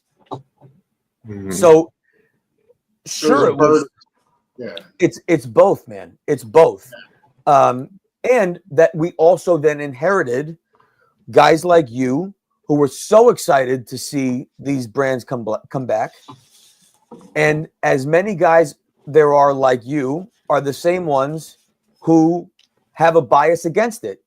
They didn't like it, you know? And so we inherit all the negative. And so now, you know, I'll see stuff all the time.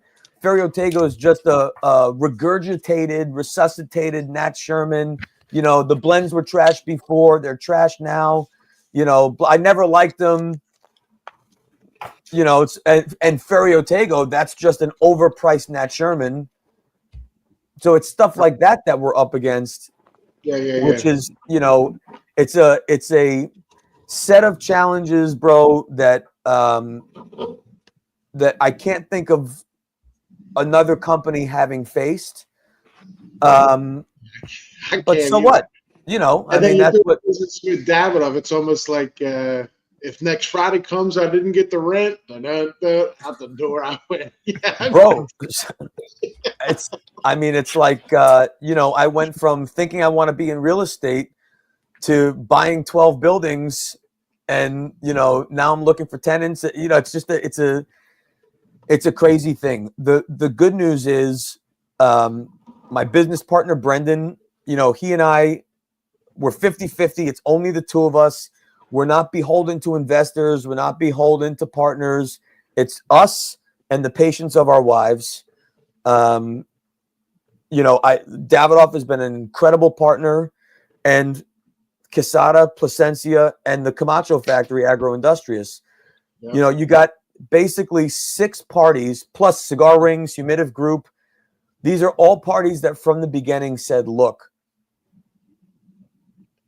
what you're doing makes sense, and there is no business plan that we can write today that's going to look like what 5 years from now is going to be.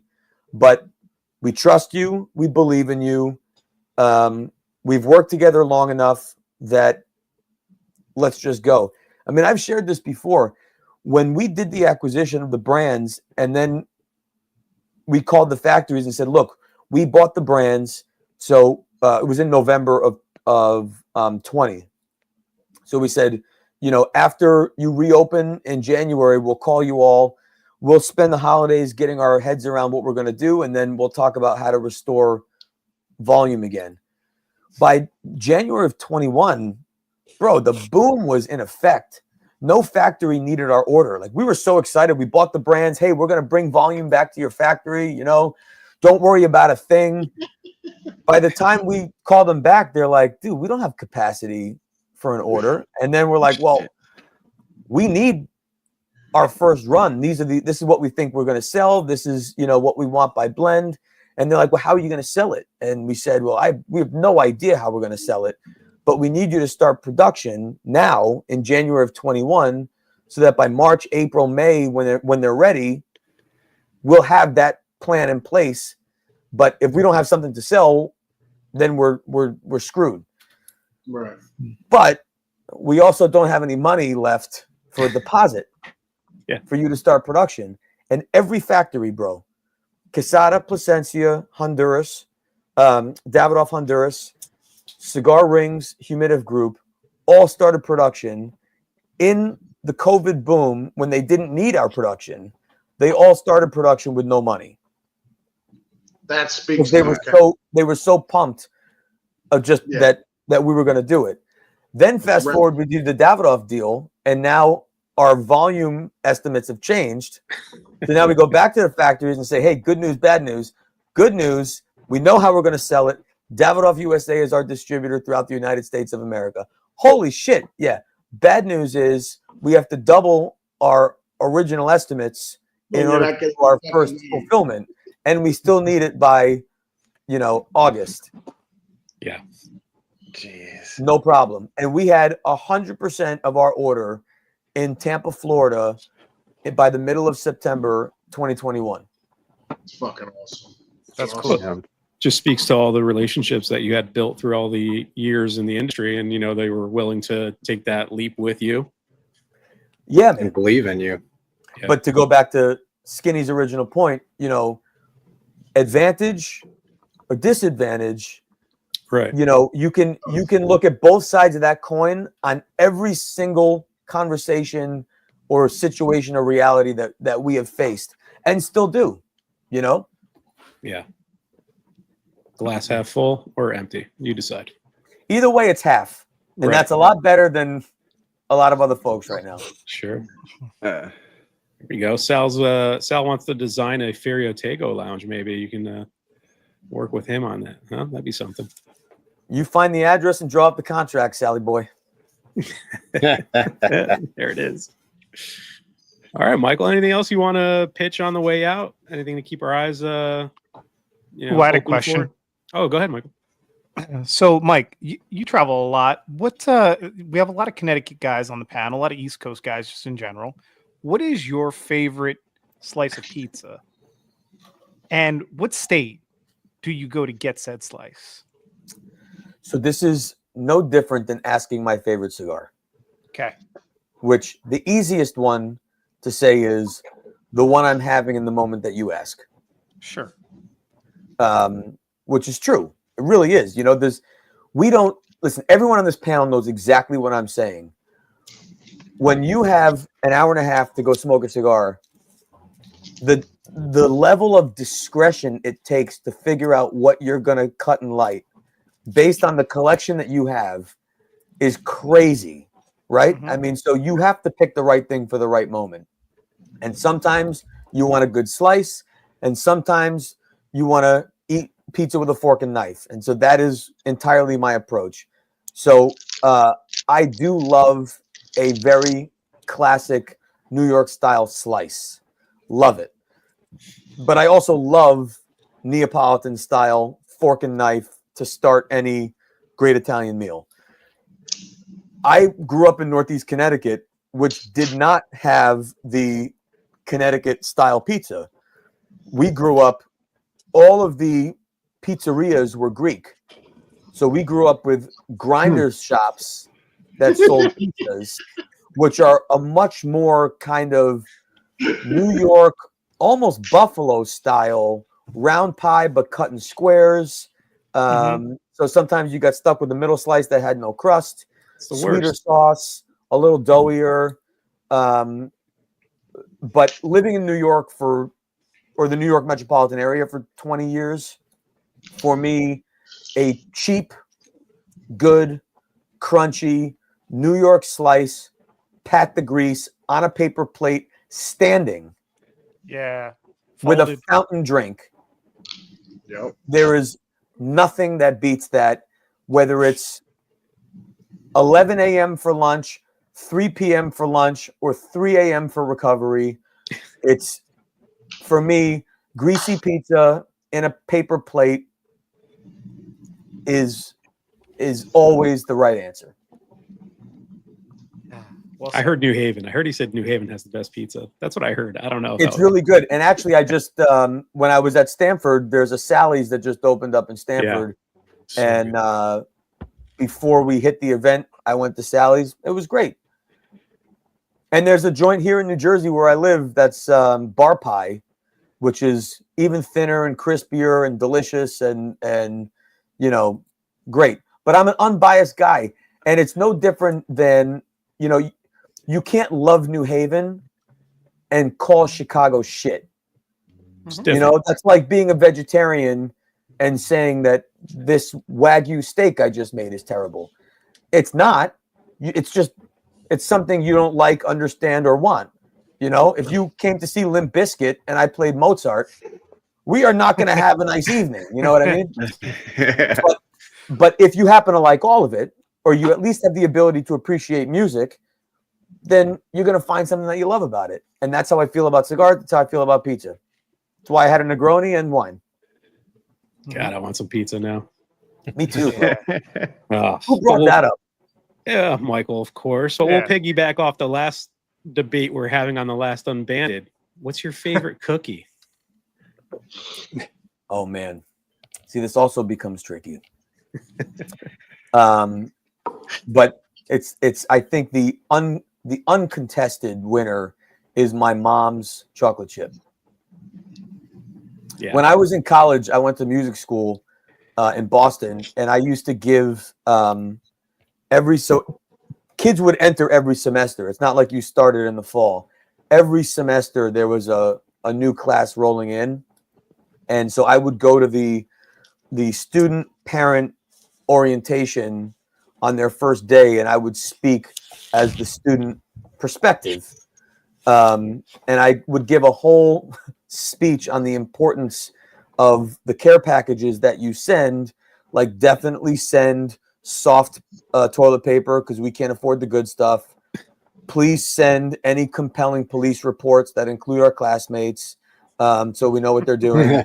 And then most importantly was mommy cookies. Like whatever variety it was, send those, because those were currency that you could trade for shit that money couldn't buy. I mean, my mom's cookies got me light bulbs, drumsticks, paper towels. It's like prison. It was totally better than any commissary. Was my mom's chocolate chip cookies. There you go. At least you didn't say oatmeal raisin, because we got another guy on the panel who's not here tonight, John. He loves oatmeal raisin. I love oatmeal raisin. It's got to be fresh though. It has to be fresh. It can't be crunchy. Crunchy oatmeal raisin, you're out the door. It has to be a soft, chewy oatmeal raisin. But still, mom's chocolate chips trump any cookie. Yeah. And what about pineapple on pizza? Yay or nay? Well, thanks for your time tonight. No, you know what? I will answer that exactly the same way as I answer, should you dip your cigar in a spirit? Which is, I do not, as a consumer. I also make cigars, and I don't put whiskey on the end of my cigars. I drink a lot of different things, and none of them include bits of tobacco. So I'm a big believer in preserving the intention of the artist, whatever it is. If your pizza maker makes a Hawaiian pie and you love it, and your dad loved it, and your brother loved it, and you grew up on it, and that's just delicious, it's delicious, man. And if you want to dip your cigar, you want to dip a Ferio Tego in cognac, and that makes it better than I made it, God bless America, enjoy it. No problem. There it is. Perfect. Anyone else? Anyone else? Anyone else got a question? We good? Johnny, you still awake over there?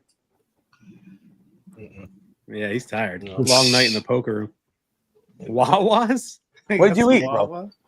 Wow, baby. Nothing. Wait, it's 11:30 at night. Didn't you just wake up like 2 hours ago?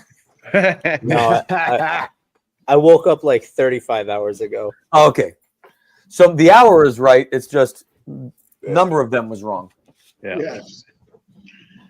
What's up, Keith? We got a couple people pouring in at the So end. my send off, bro, is just, first of all, to you guys, I'm sure you know how valuable what you're doing is, but let me just say, as someone from this side of the community, for a whole bunch of guys who don't make a living doing this, to spend the amount of time that you do with the professionalism that you do is really admirable. And it means a lot to guys like me that you do it. So that's number one. Number two, for everybody who watched or will watch, you also are going above and beyond as consumers. Whether you follow along or whether you watch this thing afterwards, it means that you're taking the hobby a little more seriously than most people. And that's, again, really admirable. And so the only thing I would say is when you understand the power that you have, use it for good. Amplify the brands that you love. Always find something favorable. And if something turns out to be a total bust, just know that whoever created it did not intend it to be that. And so either A, give it the benefit of the doubt, or B, consider whether amplifying that is going to make anything better. And if you can spin that to be better, reach out to us first. You know, say, I did a review on this and this is what I was going to post. And, you know, I just want you to see it. Not to say that you can't post it, but maybe even give us an opportunity to respond and give our opportunity to cure. Because I'll tell you, everyone I know, artistically, musically, cigar-wise, winemakers, if you're a restaurant manager, if you work for a car dealership, we're all trying to deliver the best. But sometimes things go wrong, but we know it's not the intention, at least, you know, fundamentally. Now, if you smoke a box of them and they're fucked, okay. If you engage a brand owner and he tells you to pound sand, okay, you know, then you can share the experience. And I think that's really an exception, not a rule, certainly to this community, because you guys are so overwhelmingly positive that, you know, opening up my Discord now, which I did not do as of 30 days ago, is a fun part of my day, not just to see what we're engaged on, but just to see people engaging in a favorable and positive way. It just makes the industry better. And you guys should be proud of what you contribute. And I hope all the consumers and folks that watch this should be proud of what you contribute to. And if you smoke a Ferio Tego and you love it, please amplify it. Take a picture, tell a friend, ask a retailer. That's game-changing stuff for a new business like mine. If you find one that you don't like, look for another one. And if you're curious which one you think you might like better, reach out to me directly. I'm an easy guy to find. There you have it. No Absolutely. better way to end than there. We appreciate you being part of the Discord. I mean, I know a lot of guys like tagging you and stuff when they're smoking your whole lineup. It's fun to see, you know, the interaction. The guys really appreciate it, and that whole connection between a brand owner and the community. It's really cool to see from, you know, afar, because, you know, a lot of us are, you know, enthusiasts. It's, you know, Tuesday night we had 130 people here a second ago watching this stream. So, you know, there's a lot of people out there like us who just are brought together by the cigar community, and sharing our experiences with you and everyone else. It's a giant family, you know, in the Cigars Unbanded Discord. Funny, someone asked me the other day if I had a hobby that I would do what you all do. Like, is there anything I love enough that I would log on a Tuesday and watch a two and a half hour discussion? And there's not a one. Not a single thing. I'm into menswear. I'm into wine. I'm into shoes. I'm into watches. I'm into, you know, like, there's a lot of things I really enjoy. Not one of them do I love enough to do what you all do. And I realized that actually it's because this is I'm still a hobbyist at heart. You know, like, I'm lucky enough to make a living at it. I mean, which is such a privilege. But at the end of the day, like, when I cut and light a cigar today, I still feel a lot of the same things I felt when I was 19 and 20 and 21 and 28. And, you know, it's still so meaningful to me that I'm still a hobbyist. So I get excited to do this with you guys as part of your crew. Yeah, it's awesome. And everyone that does this, by the way, you know, there's so many good people out there doing content, and it all should be applauded. Yeah, well, we appreciate those words, because sometimes it's a lot of work for not a lot of reward. So anytime we get to have someone on, so is like this, bro. I'm sure. But listen, I posted today.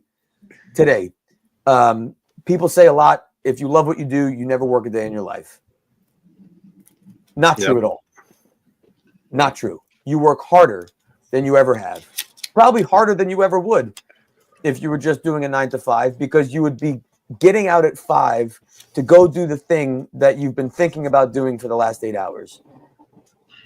Yeah. This is the hardest you'll ever work, but it's worth the work.